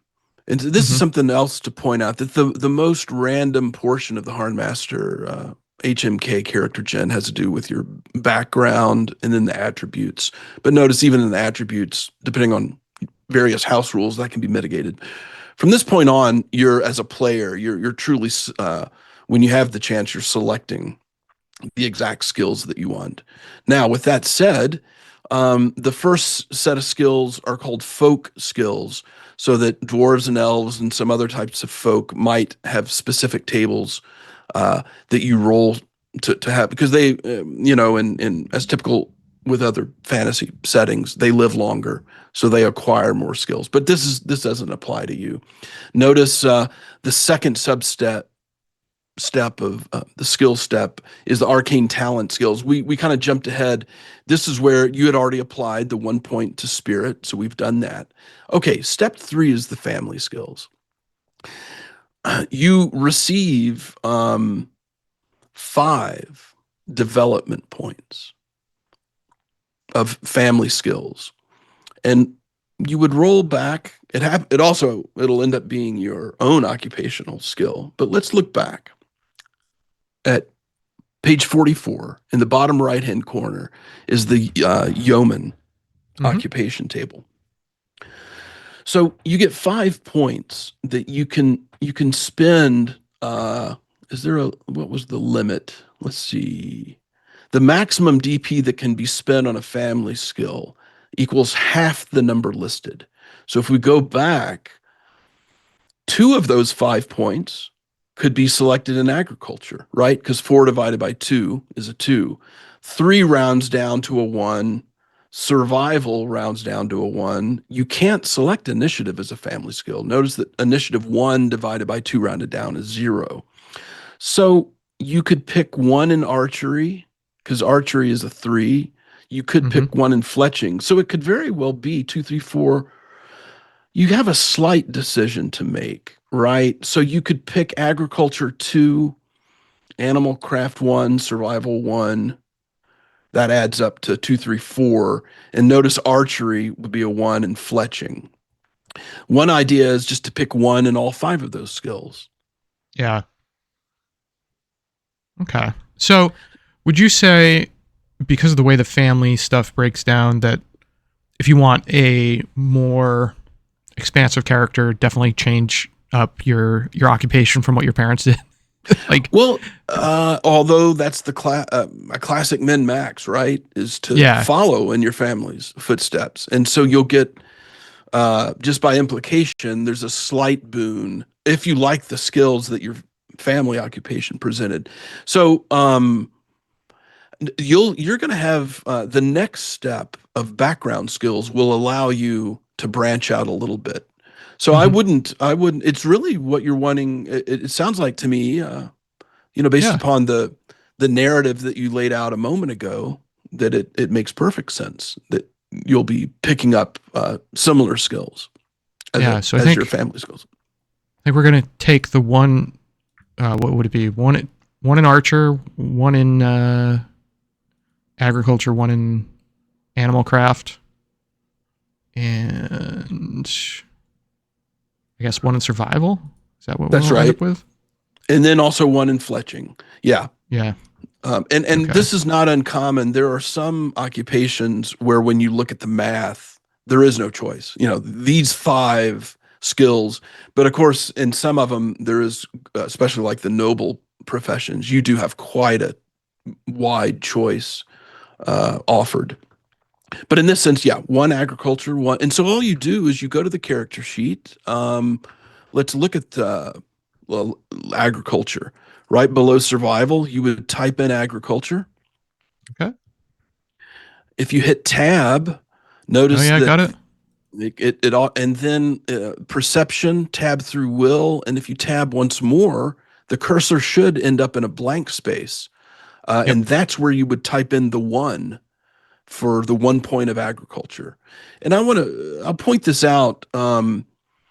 And maybe we were getting ahead of ourselves. On page 46 is the master skills table. Notice that agriculture is listed as a 0 in the skill multiple column. That means it's a non-automatic skill. So it starts at a 0. You're adding the 1 that you just earned as a family skill. And if you tab all the way across, you'll come up with a skill base of a 12, and the ML will be a 12. The ML is derived from the skill multiple, which at this point are only 1 through 3 times the skill base. 1 times 12 equals a 12 mastery level. Okay. And so you might be able to tell I'm filling out a character sheet as we go, so I can at least try to keep up with what you're doing. Yeah, so something like agriculture, animal craft, that is going to be at a 1. And then, was there another one that goes in this section? Oh, yeah, survival. Survival goes under nature. And it's already listed on your character sheet. So everyone gets survival at a 1. So the 1 point that you get as a family. That one didn't auto-calc. Will and reason. Huh. That's okay. We can figure that out. It auto-calced on my sheet. Did I just type it wrong or something? Well, let's see. Survival should already. Oh, survival's already there. Survival's already there. That's why. Yeah. So you don't retype it. All you're doing is hovering over the 1, double clicking it, and making it a 2. And you should have a ML 26. Yes, that's what I have. Okay. So then we have Archer under combat, which is going up by 1. Or is it going up by 2? Going up by 1. Going up by 1, right. Whoops. Yep, so it's going to be a 2. And then Fletching is going up by 1. Yep, and that's a brand new. That's a craft skill. That is bingo. Sweet. Okay. Now, who had the joyous job of programming this? I did this in my Oh, you did? mediocre JavaScript skills. Yeah, you definitely might not want to see how the sausage was made on this, but anyone out there with mad JavaScript skills, let me know if there's some other way to do this. No. I had 1 semester. It's not Yeah. going to be enough. Yeah. No, I am certainly humble in my JavaScript So, ability, so I'm open to suggestions. I hear you. So should I put in my occupation skills at this point, or Well, wait on that? let's go through the steps there, Oh, player. See what's next. see, it's just like right at the real table, right? Yeah, that's right. Let's get to the. All right. So if sub steps 3 was family skills, and I think Okay. this is very much in terms of that life path approach. What you learned as a child, a young child and adolescent, right? And these are obviously very humble levels of ML, a little bit of agriculture, a little bit of animal craft, growing up on a farm. The next step is background skills. This just a side step into game design in previous editions. This was something that I also, and similar to the Sunsign, and I wanted this to be a little bit, have more impact in the HarnMaster character gen, your background. I wanted the idea that you were from an urban or a rural background. And remember, you could be city or wilderness, which were sort of the extremes. I wanted it to mean more quantitatively in making your character. And it derived from, there was an option in HarnMaster Gold called cheap skills, where certain skills were easier to acquire at character gen. And in my mind, that was getting at this concept of your background funneling your opportunities. But you had to, option points, as they were called, were very few to come by. And I think what effectively ended up happening is, even though they were more cheaply acquired because you only had 5 to deal with, you just didn't want to spend them on it. So I introduced the background skill step as a completely new step of 5 discrete development points. Now, you have to be careful about, the min-maxing options, of people being able to blow it up. And I think it's kept under wraps fairly well. So what happens is, if you scroll to page 46,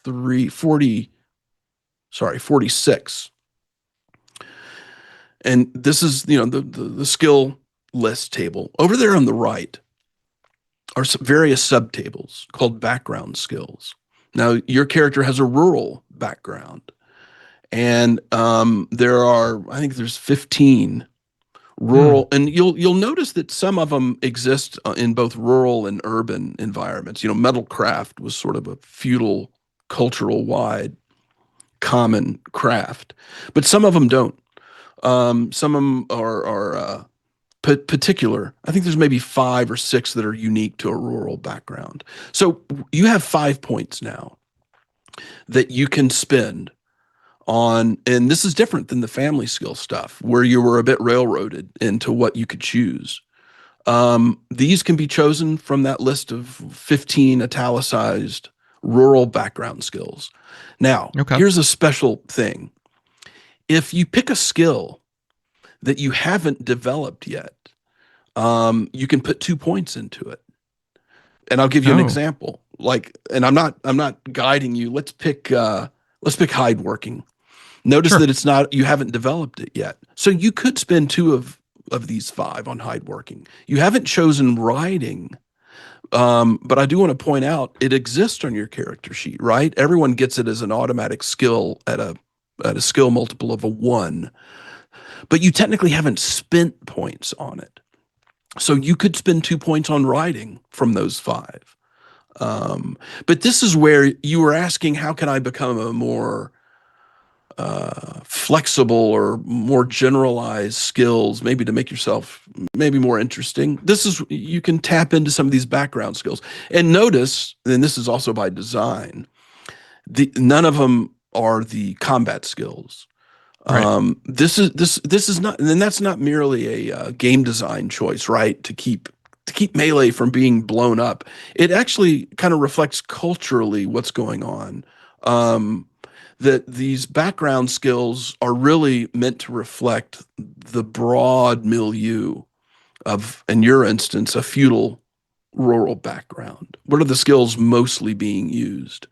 This is also for future game development, for game masters who want to develop other cultures. You can model. I'll give you an example. If you grow, if your background was in one of the Viking type realms, there's a rule in HMK that allows you to add piloting and seamanship to whatever your background skill table is, because you would obviously have more opportunity as even a child to develop. Now seamanship appears on the rural background table and the urban, but piloting doesn't. So this is a way for the game master can use the background skills to tweak and model certain cultural backgrounds.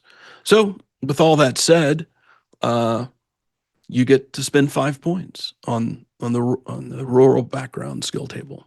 Yeah, we're going to spend 1 on awareness. Okay. Immediately. That's coming out.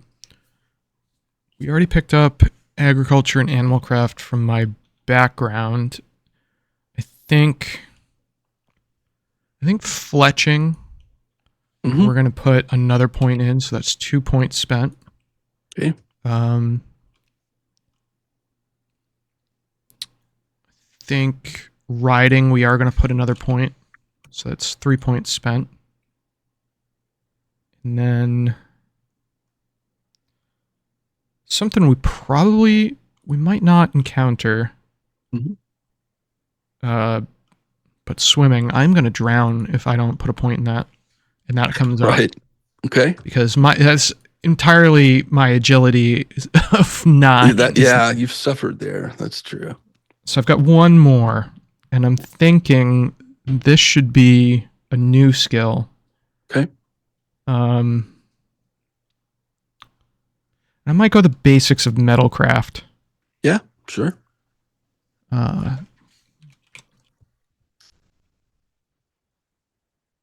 You're talented in it. That maybe was a calling that you shirked. Yeah, seriously. That could have been something. Missed opportunities. It's not over yet. Okay, so there's 5. One thing I will point out. I was going to discuss the fate roll. Here's. Well, I do want to point this out. In HMK, it can behoove you to even get just 1 level, like you just did in metalcraft. Because now rolling a 14 or less on a percentile roll, which of course is the basic skill check, is hard to do. Yeah. But what's interesting with the fate system, where you have a pool, you start off with a pool of 5 fate points. If sometime in the story the game master called for a metalcraft test, notice that you could make the test, likely fail, right? 86% chance you're going to fail. But if you merely fail by 1 level, you could make a fate roll, and that failure would improve to a success. But notice with metalcraft, if you had never put any points in it, you wouldn't have been able to test it in the first place. So this is, gamesmanship, but it's part of the, but at the very least, and one of the, I don't know if it was a problem, but in previous editions, if you had a metalcraft 14, you would role play that, and every now and then you would try to test it. But this is a slight extra wrinkle to playing the game, and it's because of the fate point system. So now you're a little more encouraged to maybe dip, like you just did, into this random little skill that is not only interesting. Now, maybe you made the arrowheads of your own, maybe or you're involved in it in some way. But I just wanted to point that out for other players, that there is a slight incentive to dip into some of these other cultural or craft skills and lore and this sort of thing, to at least get, especially the ones that are not automatic. At this, actually, this point only applies to the ones that aren't automatic, because at least you get a chance to improve them through a fate test. Okay, let's move on. All right, occupation skills. We are on page 48. We've just completed that sub-step 4. Now we're moving to occupation skills. And you'll notice that in the book, there's a little shaded area that really tells you how to spend these points. With occupation skills, you don't have a choice. You improve all the skills in the chosen occupation by precisely the amount of points given in the occupation table. And of course, we need to go back up here. Right. That's right. Okay, so back on page 44, we're going to grab our Yeoman Archer. Right. So we're going to improve the original 4 and then the 3 under Archer, correct? That's correct. Yep. All right, so it's going to be 4 in Agriculture. So that's going to bump up to a 5. Correct. We're going to do 3 in Animal Craft. We're going to do... Which gets it to a 4. Is that right? Animal Craft is at a skill multiple 4, should be. Yes, it should be. Survival is going to bump up by 2 to a 4. Correct. And then Initiative, that's over under Combat, is going to bump up by 1 to a 4. And just to point out to players, notice that 4 multiple also multiplies your shock. So Initiative is pure morale, and also kind of other modern games would call it coolness under fire. It's a will reasoning skill. It has nothing to do with the reflexes of your body. That has more to do with movement. In HMK, Initiative is a mental skill of reacting to violent conflict, to maintaining your morale, this sort of thing. And then notice that shock is purely physical. It's strength and endurance. Strength reflects not only your power, but about 2/3 of strength is purely your size, just how bulky you are. And of course, endurance. But notice responding to violent attack is improved by experience. So it's almost like the skill multiple of a 4 reflects the experience, your combat experience, but how the skills are developed, they develop separately. Your morale develops separately than your shock roll. So anyway, just a dip into the character design, game design on that. No, that's definitely a good call out. I think we're gonna have to call this designer commentary. Oh, right? Yeah, it's I like to rant. So yeah, I mean, it's fun to talk about it with you, and I know that's why we do this. You're fairly new to HarnMaster, so some of my previous edition sides might not make sense. It's still 90% the same, but this is a tweak. How the shock roll functioned in HMG was a little bit differently, in terms of where the skill was on the character sheet. Okay, so where were we? We stopped at Initiative. You've moved on to Archery, I think, right? Yep, I just plugged those in. So we've 5, got Archery. Yeah. Yeah, Archery at 5. We've got Fletching at 4, and we've got Melee at 3. Yeah, so basic man-at-arms training for the Yeoman Archer. Yeah, we're not super incompetent, and I can almost make my own arrows. So that's right. Yeah, that's right. Exactly. We're doing all right. Optional skills. Optional skills. Okay, this is this represents. So at this point, you did occupational skills.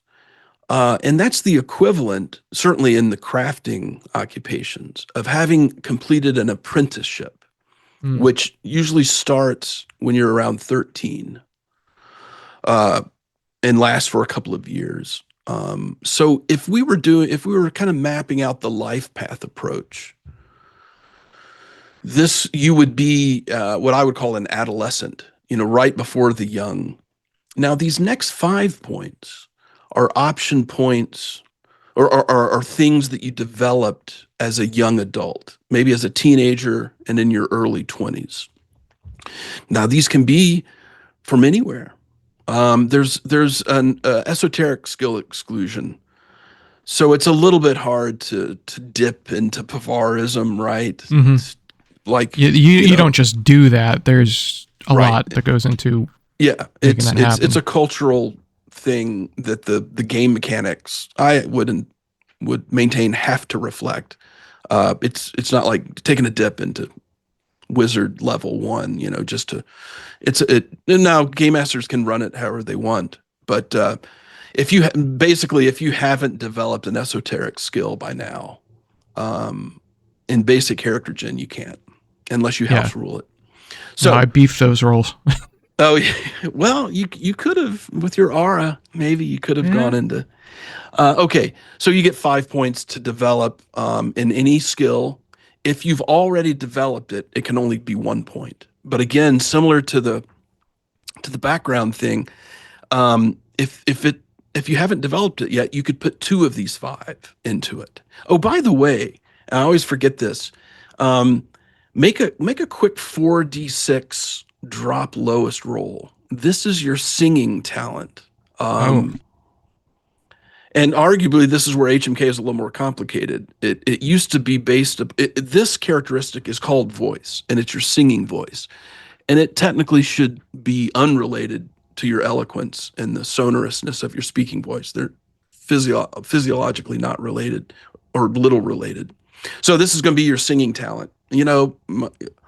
I should have done this earlier. Who knows? Maybe you'll roll an 18, and you should have followed. Certainly did not. I picked up a 13, which is not awful. No, it's not bad. You can sing along at the end. So in the brackets next to singing, you type in a dedicated singing voice, and if you tab all the way across, it'll go ahead and perfect tabulate your singing ML. So yeah, 36. Not bad for. So, all right. So going back to the optional skills, you have 5 points to develop wherever you want. So I'm thinking we need some soft skills, maybe some social stuff. Okay. Yeah, I mean, you are a looker. You are with that comeliness and decent empathy. Just looking at the sheet, you're a natural charmer, right? And that's where 1 point's going to go. So it's going to go into charm. All right. I think command, from my years of experience, that is going to get a sense, point as well. Okay. So 3 more. Now here, just to let you know, because you're of the mature. If you were a young character, these would be essentially the last points you would get outside of Sunsign. So, but since you're a mature character, when you spend the 3 remaining points of these 5, you're going to get another round of what's called veteran points. So just to let you look ahead a little bit, but go ahead and finish up. You've got 3. That's helpful. Yeah. I think we got to do something lore related, right? Like just. Yeah, the basic skill is folklore. I mean, you've got a 12. If you put a point in, physician is that was the one. I think the one advantage of the mercenary occupation per se was that you get a level of physician. So you might want to. The other thing is to keep your eye on your combat skills. Pretty decent. But yeah, I've got a 50-50 chance to roll under that ML. So I'm looking at archery. Right. Okay. So maybe it would be good to bump that up just a little bit more. Okay. Which would be a great video teaching moment. Notice that it's out of 5 already. Yeah.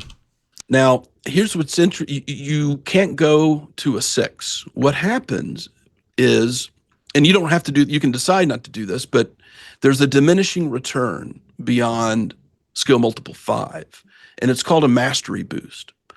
So when you put 1 point into this 5, and I'm going to do it on my character sheet, and what you would do, it's at a 55. If you go to page 46 first, let me back up. I was getting ahead of myself. The mastery boost table is in the bottom right-hand corner of table 46. And what you do is you look up the current ML, which is a 55, and you look to the second column. If you put 1 development point, it goes up by 7, right? Because of the +7. So the 55 would go to a 62. And the way to do that on the calculating sheet is you have to press the black diamond to the left of archery. And everything's going to disappear, but don't worry. What's going to happen, the 55 disappears, and then you can type in the 62. Got it. Okay. And that, yeah, that's how that works. Okay. And we don't ever need to really reference the number of points spent in there, right? Like that it would be 6. Okay. Yeah. I know I've noticed some HMK players online have started to develop various, apps and stuff that I think are quite good that actually keep track of this for you. There's one where you can actually, he displays the points you've spent at each step. And but this character sheet is not meant to be necessarily a character gen sheet. It's just an auto calculating sheet that helps you. Which is huge. Still, I think a good idea. But trust me, some of the players are starting to come up with some, and there's various spreadsheets that have, actually you can upload, the one's been uploaded already to Calestia's site that you can download, and it's a spreadsheet that'll take you through these steps, and it displays it better than the calculating sheet. But nonetheless, so that was your 4th? Believe so. I did charm. I did command. Maybe it was just your 3rd. I did I didn't do physician. Yeah, I sort of scared you off of it. So you want to go? So you're right. There's only 3, and then you did archery. I think I'm gonna boost melee. Yeah. Okay. So that goes to a 4. That bum knee of yours is still kind of an issue, but I like to think of it as a character wrinkle, not a deficiency. Yeah. And then I'm thinking, so one more option. We're gonna do something wild, right? Yeah.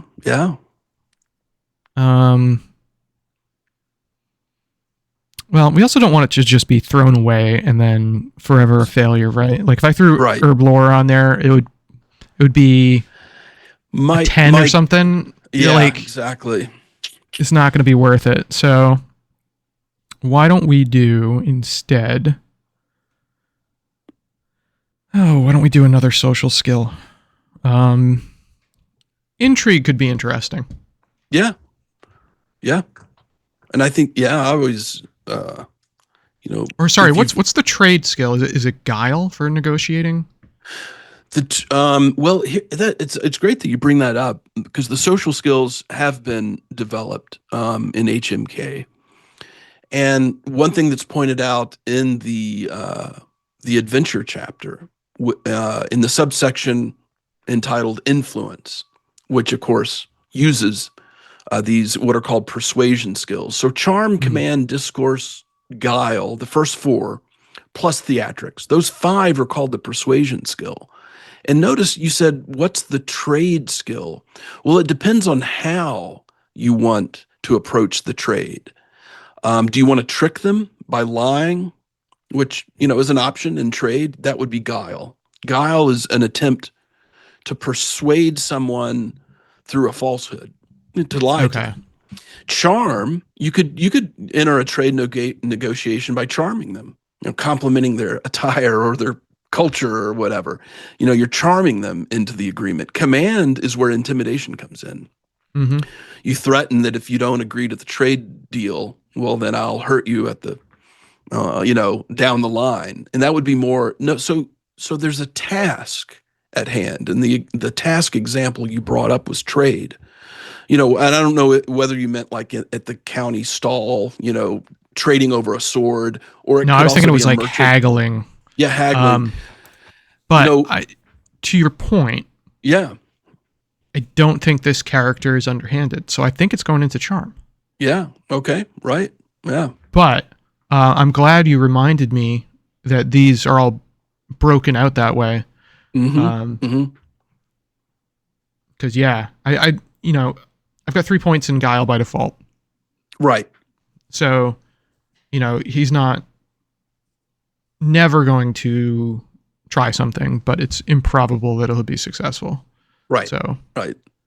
yeah, I mean, if the putting a 5th point into charm, notice that it would get it up to a 70, which is like, I mean, for lack of a better description, it's professional level charm. I mean, a 70 ml is, I'm not sure there are many occupations that, but it's certainly high, right? yeah. You would be considered a charming character without a doubt.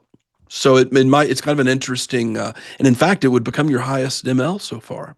It's Mm-hmm. kind of um, and I still come back Hey, to your, flattery will get you everywhere. right, right. So is that it? Have I elbowed you into a Well, point into charm? we're not going to put it in dancing, so it's going to go in Okay. charm. Okay. Yeah. So I think that was your 5th, right? Yep, I believe it is. Oh, okay. Yep, because we did 2 in charm, we did 1 in command, we You did. know what? I hate to break it to you. I've just Did we overspend? yeah, you can't put 2 into charm because you would Oh, already put 1 in. okay. Then it So is going into dancing. No. but you'll be able to come back as with your veteran points, and you'll still be able to get charm to a 5. But this point, well, let me others to consider. You had considered physician, and you'd already done initiative, I believe. No, you hadn't, because the 1 point in initiative came from your occupational table. Mm. So you have yet to spend an option point on initiative this round. So you could get that to a 5. Yeah, that'll put me at a 65. Okay. Which is not too shabby. No, that's very good. And your shock roll. Yeah, I mean, unless I was going to put it into something. Yeah, Well, I think that's where we go. I'll help you out. What in terms of what's left for you as a player? Since you're of the mature age cohort, we're getting ready to do another round of 5, Mm-hmm. and that's where we're going to give you your charm. Right? We're going to put 1 point in, and then after that are the Sunsign points. So you're going to get, Yes. and that's where you're going to get 2 points in physical, and 2 more points in combat. So that's the landscape of what you have left in terms of skill development. Let's I've before we get to that veteran stage, Mm-hmm. some viewers have probably been saying for about 40 minutes that I forgot to do your language points, and that's actually part of the family skill step, substep 3. I see that here. Yeah. Yeah, native language DP. You are of a free background. There is I'm looking in the sidebar of page 47. The asterisks to free, if your parents were scholars or scribes, you would get 5 points. No, your parents were yeomen. So you get 4 development points in Harnick. And in the space there, but to the right of reasoning, you're going to type in a 4, and lo and behold, you have a 40. And just to let you know, an ML between 30 and 50 is the average. So you're right in the middle, everyday farmer's son, speaking level.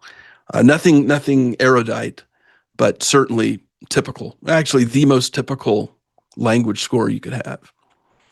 We weren't putting anything in Jarn, right?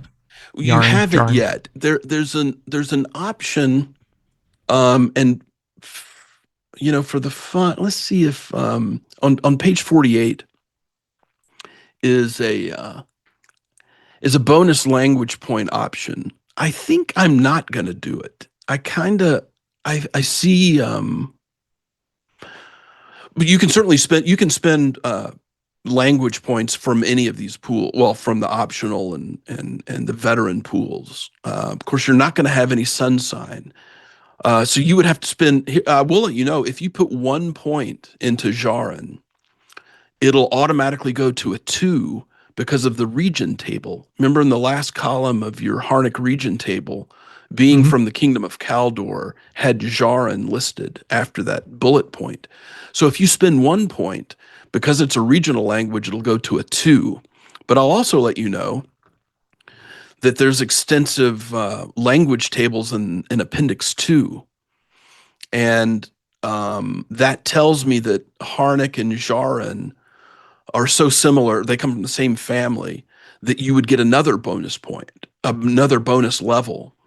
So essentially, by putting 1 point into Jarin, you would get it at level 3 because of those 2 bonuses. And these bonuses are strictly or rules that pertain strictly to languages. Okay. Yeah, I still can't get it to pop up with eloquence or reason there. Okay, this is what's interesting is, and I can change this programming. the there are no other social skills other than languages. And so my reasoning was that they all use eloquence and reasoning. But you know what, that this confusion happens almost every time someone uses it, that it tells me it's a flaw in the design, that I should go back and make eloquence and reasoning appear. So what you would do, like if you spin a point in Jarin Mhm. and then tabbed Yeah, it's the going to be 10 1, 10, 10. 10, yeah, 1, 10, 10. But I think it would be nice actually if eloquence and reasoning would appear there. So I'll look in. That'll be a quick update.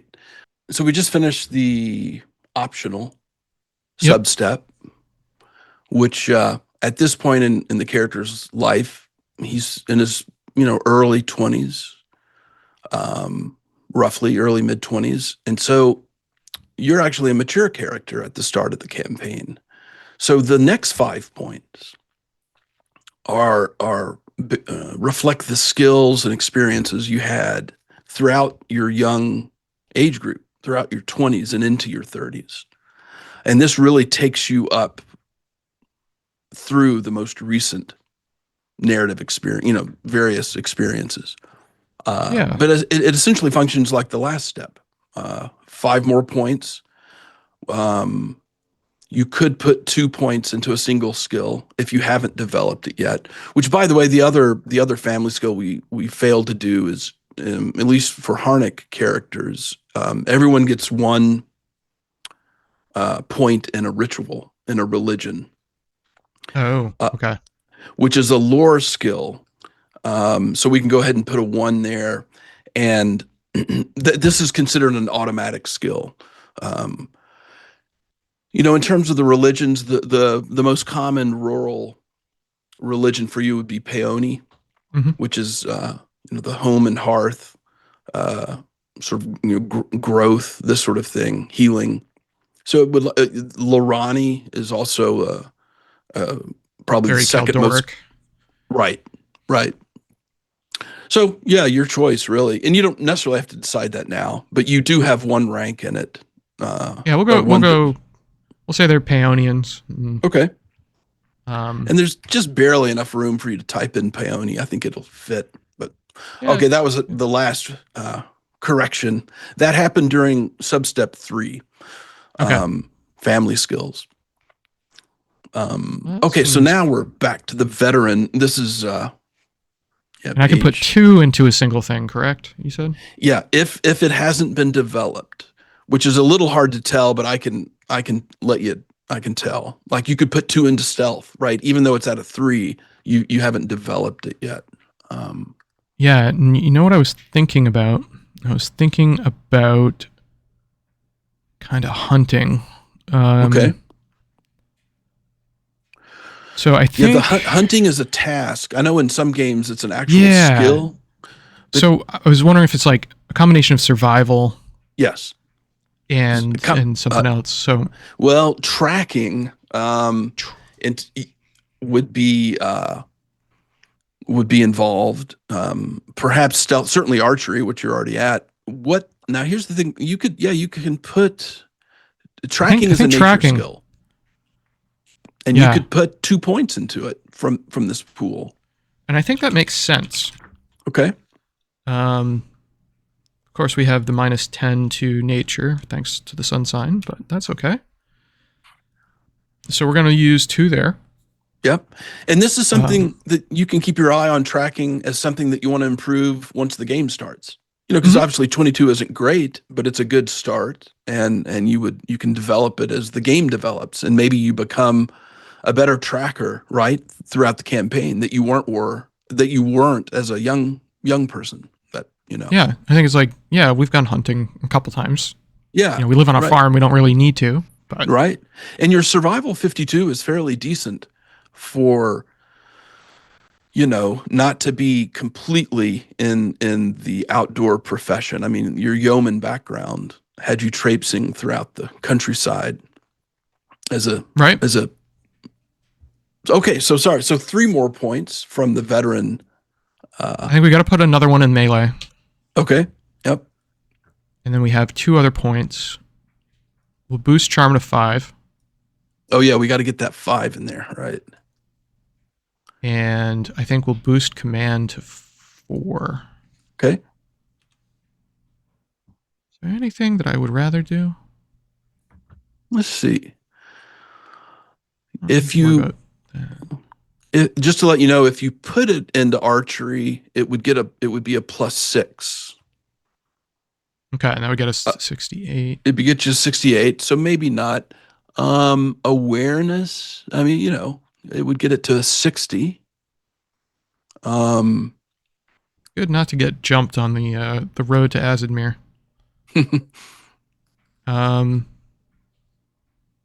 Yeah, riding. I know, like, a yeoman usually provided their own horse or something. Yeah. I'm not too concerned with. I feel like as a yeoman archer, you're probably either dismounting or you're stopping the horse, and you don't need to worry about riding too much. We're not right. We're not traveling across the steppes of Mongolia. Yeah. You know, physician is one of the ones where I would look at and I would go, ooh, you know, that might not hurt to boost. Sure.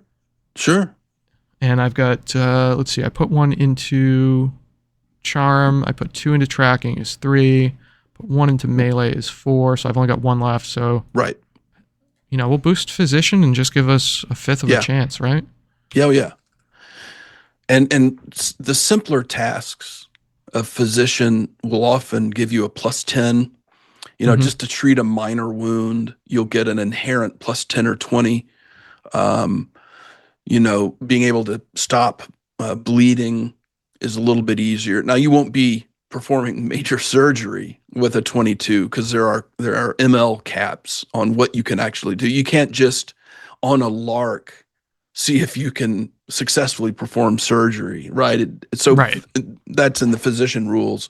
There's some certain caps, but a 22 will give you a decent chance to make. And then there's also that fate roll strategy I was describing. And so your point doesn't go wasted necessarily. I'm just thinking first aid, really. Yeah, exactly. Like, let's not die on the spot. Right. Okay. So that sounds good. So that's everything there dispensed with. The 8th sub step is the Sunsign skills. Yep. So we had a note here: 2 combat, 2 physical. That's right. And this is the same old rule where if you haven't developed it, you could put 2 points into it, but otherwise it would be 1 point. So 2 physical, 2 combat. Yeah, I think we're gonna put 1 in stealth. Okay. Oh. Oops. Not. It's gonna go up to a 4. I'll put 1 in stealth. We're gonna bring up archery to a 68. Okay. And this you just, of course, just type directly into the ML column. Since we've already turned off that diamond, from this point on, you can type into the archery ML. I've got 1 left, I believe. Well, let's see. So far, you just did stealth and archery. Oh, okay. Yeah, no. We're going to go awareness. Awareness. There we go. Stealth, archery, and awareness, and 1 more. Maybe we'll boost riding. Okay, here's the thing. Awareness and stealth are the 2 from physical. Oh yeah, maybe I Oh, did. Those are I see what you're dedicated saying. points. Yeah, you don't pool the 2. It's 2 points in physical, which was awareness, stealth, and then 2 points in combat. So archery and one other. Um, so what? Wait, did I just bump initiative? You hadn't yet. I think you did during your veteran stage or a It is previous at a stage. 5. You So could I might be really, yeah, more if yeah, might be and more here's the inclined to thing. boost melee if we're going into mastery. Oh, right. Yeah. So what would Um, happen with melee, if that's where you want it to go, you would click off the diamond and the 50 would disappear. yep. And then on the table on page 46, an ML 50 lets you know that it goes up by 7. So Oh, it I got goes a to a 57. 57. Yeah, Oh, hey. that's respectable. Yeah, it's not awful. And here's the Now, other my thing. I forgot what your dodge was. Here's what's kind of oh, is if you click the diamond back on, notice that the dodge 40 reappears to let you know what it was. And perfect. then by referencing, and we all know that because of your bum knee or hip, obviously you're not very good at dodging. So a 40 on the skill boost table tells So by us that 9. it goes up by 9, right? So we Hey, turn the diamond back off. Your 57 melee comes back on, and then you have dodge 49. not too shabby. Yeah, he's all right. He can hold his own. He's made it the age of 38, let's say. Yeah. Okay. Yeah, cool. So, Um, if the last thing that I would have you do, the core, there's the next step that is a core step is your standing. And I do want to show hmm, people, I mean, there's examples in the book, but I'd kind of like to do your quick example. And then beyond that, it would be, we will not, at least this session, we won't do arms and armor, but we could meet back and do that. And that would essentially be it. In the standing section of the rule book, page 51, you're going to roll 2 sets of polyhedral dice to determine your standing. Um, and by standing, that's wealth can reflect standing, but of course there are such thing.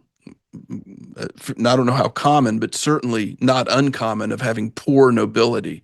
So you don't ever really lose your social class, but this is standing as a reflection of your wealth and the lifestyle that you can afford.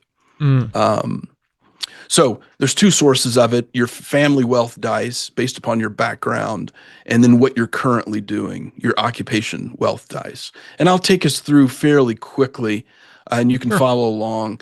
Is Your family wealth dice consist of is based upon your estrangement. This is where you take a small hit, right? That tells you how many dice. You're going to get 2 wealth dice because of your unpopular estrangement. And if you go back to the occupation table on Yep, page, got it. was it 40, 44, 45, 44.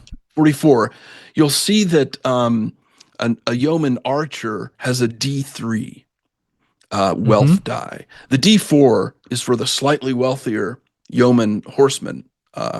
So we'll keep in mind that you roll 2D3. Okay.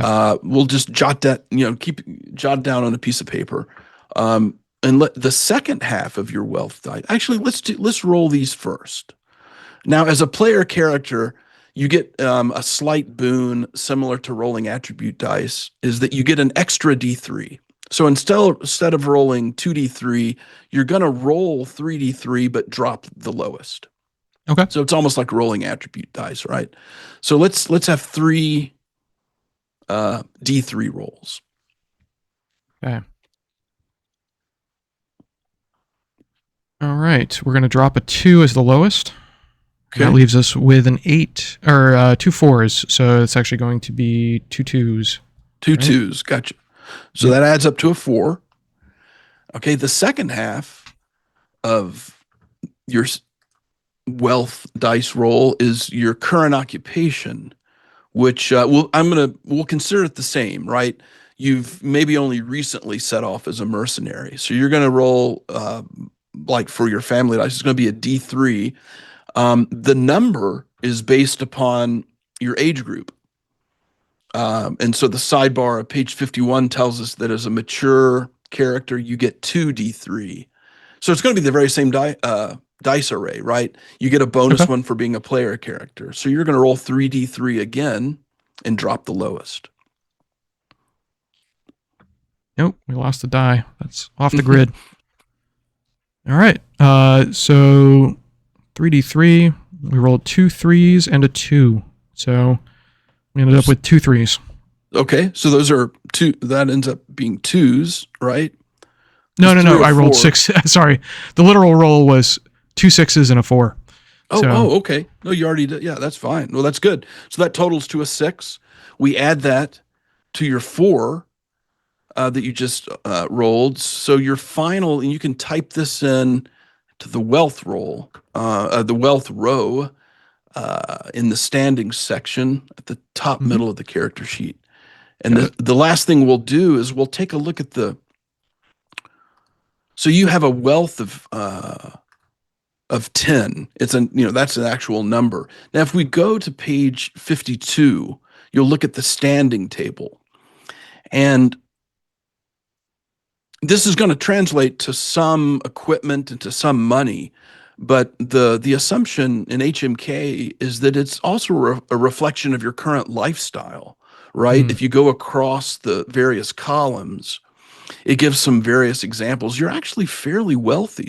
What's interesting is if we role play or if we narrate those 2 3s that you just rolled, you've acquired great wealth very recently as part of your own occupational endeavors. So maybe this plays into the idea that you had earlier that you've branched off and you made a killing as a mercenary, well, so to speak. Yeah. And maybe that's what's motivated you to leave your yeoman duties, if or you were, and it plays into the estrangement that you've made. There's been a couple of missions, a couple of contracts, if you will, where you were hired and made a substantial amount of money. So notice that you have the wealth of a typical gilded social class. That it's on the lower end, 10 to 12, right? But notice right below it, a typical soldier has a wealth of 7 to 9. So you've made out well recently. So you have your comfortable lifestyle, modest, maybe a large cottage. You have ample food, nice clothing. So this is just a general gauge, but it can play into the You'd be narration. doing a lot worse. Yeah, right. And in terms of buying equipment, and on the previous page, that translates your wealth number times 100 is you would write that down on a scratch sheet as 1,000 silver pennies worth of possessions. Now this can't be cashed in, so you have to spend it. And typical suits of armor for a yeoman are going to run you 300 or 400 points, silver pennies. It's quite expensive, arm and armaments. You could easily spend 600 or 700. And then you're going to get a number of actual coins equal to your wealth times 10. So you have 1,000 pennies to spend on. You could try to buy a horse. That gets very expensive. With your riding 20, you might not need it. You probably wouldn't have it. But then you'll have 100 points, 100 pennies in coin that you can also spend or you can save. Wow. But it goes quite quickly, the 1,000. But you're fairly well off. I mean, some characters, notice if you'd rolled poorly, you could have almost started with half that amount. But even this dice roll plays into the story, right? Right. It does, and that's half the fun. Oh yeah. Well, that pretty much Yeah. brings it to an end. Now, there's also another step of figuring out your some specific combat statistics and your encumbrance, and how fast your movement rate is, Hmm. which we can do it. Maybe another session could be sort of a combat example or something where we use your character. Yeah. Why don't we plan to do that? I'm not gonna hold you to it on this Oh yeah, video or anything, but yeah, I think that would be fun to. I think so too. I like this character. Yeah, we got to name him. Uh, ooh, There's a host of canon and fanon Harnick names you can look up, and yeah, or you I'll can think make on one it. up. Yeah. Yeah. 'Cause I It usually doesn't just have to default be to naming all of my characters Dolph Lundgren, and I don't think we want to do that. right. Um, so, no, this looks great. I think we have a really decently fleshed out character, and we have Hmm. half a character sheet to go when it comes to kitting him out Right. and figuring out what's going on there. One thing I will So, point out, if some viewers aren't familiar yet with HMK, but are with previous editions, similar to previous editions, HMK offers armor suits. Because HarnMaster is famous, maybe infamous, for having 15 hit locations, and you buy various layers of armor. mhm. Your padded or cloth tunic, and then you buy a mail byrny separately. And uh, this was something that, in my mind, is a non-starter. It's part of the charm I find in the system, is that level of detail, and it's still there. But what I was pointing out is it to help character creation go. You can go to a particular suit, and just to like an example before we sign off here for your character, it might be um, I've got it right here. The In the equipment section, actually, uh, the the armor section, armor suits start on page 113. At the bottom, that quilted coat armor Mhm. suit is a very would be not uncommon for a yeoman archer. Notice that. So you have your price, 400 pennies. That's almost half of your 1,000 pennies. Has a little bit of encumbrance. It's already figured out. So all you'd have to do is copy over those various armor value characteristics. And it even lists the 6 or 7 articles of clothing. This has been done in previous editions, but these armor suits, I think, are slightly easier to deal with than even than the ones in HM Gold. But that's a so sometimes it can be daunting. But as a player, I like to luxuriate in tweaking those and coming up with very particular outfits, and you can add things and subtract. But that's uh, Yeah, that's I like how it. it. Yeah, That makes it. I mean, it makes it easy just to get going, and then you can yeah, get into the minutia. that's right. That's right. Yep. Yep. Well, I think your character is quite textured. I really like the high charm. He's Hmm. a tough fighter. His initiative and shock are right in the professional range. You have good survival and awareness. It kind of it does, despite when they were picked during character gen. It's certainly, they all reflect your rural background. Um, Yeah. No, I mean, I think the social skills are going to make this person useful outside of combat, right, and that high right. strength, may never even really come into play, right? Like R- Yeah, he's an intimidating dude, but that's not how he wields it. yeah, that's true. That's true. So Well, very yeah, cool. and it certainly reflects he can take a punch. The shock Hmm. 70 is, and that combination of big, imposing build with the charm, that's quite a combination. So, all right. Well, now Well, the one thing we didn't do that I do want to point out, uh, is you can roll your appearance.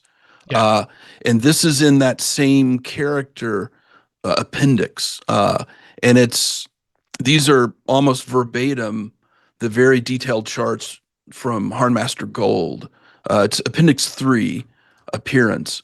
And you go through and the complexion of your skin is based upon the latitude Mm-hmm. of the people you are from. In Harn, it's you get a particular column that you roll. You can choose these, hair color, eye color, Mm-hmm. build, handedness. This, you do have a slight chance to be ambidextrous. It's a roll, but you could also just choose to be right or left-handed. And then you would also roll your height and weight. It's a little more. We can do that at the outset of the next session, or maybe we can do that in between. But I just wanted to point out that these details are not jettisoned in HMK. No, there's a lot here. Yeah. Well, very cool. Well, Walt, thank you so much for taking the time to run through this.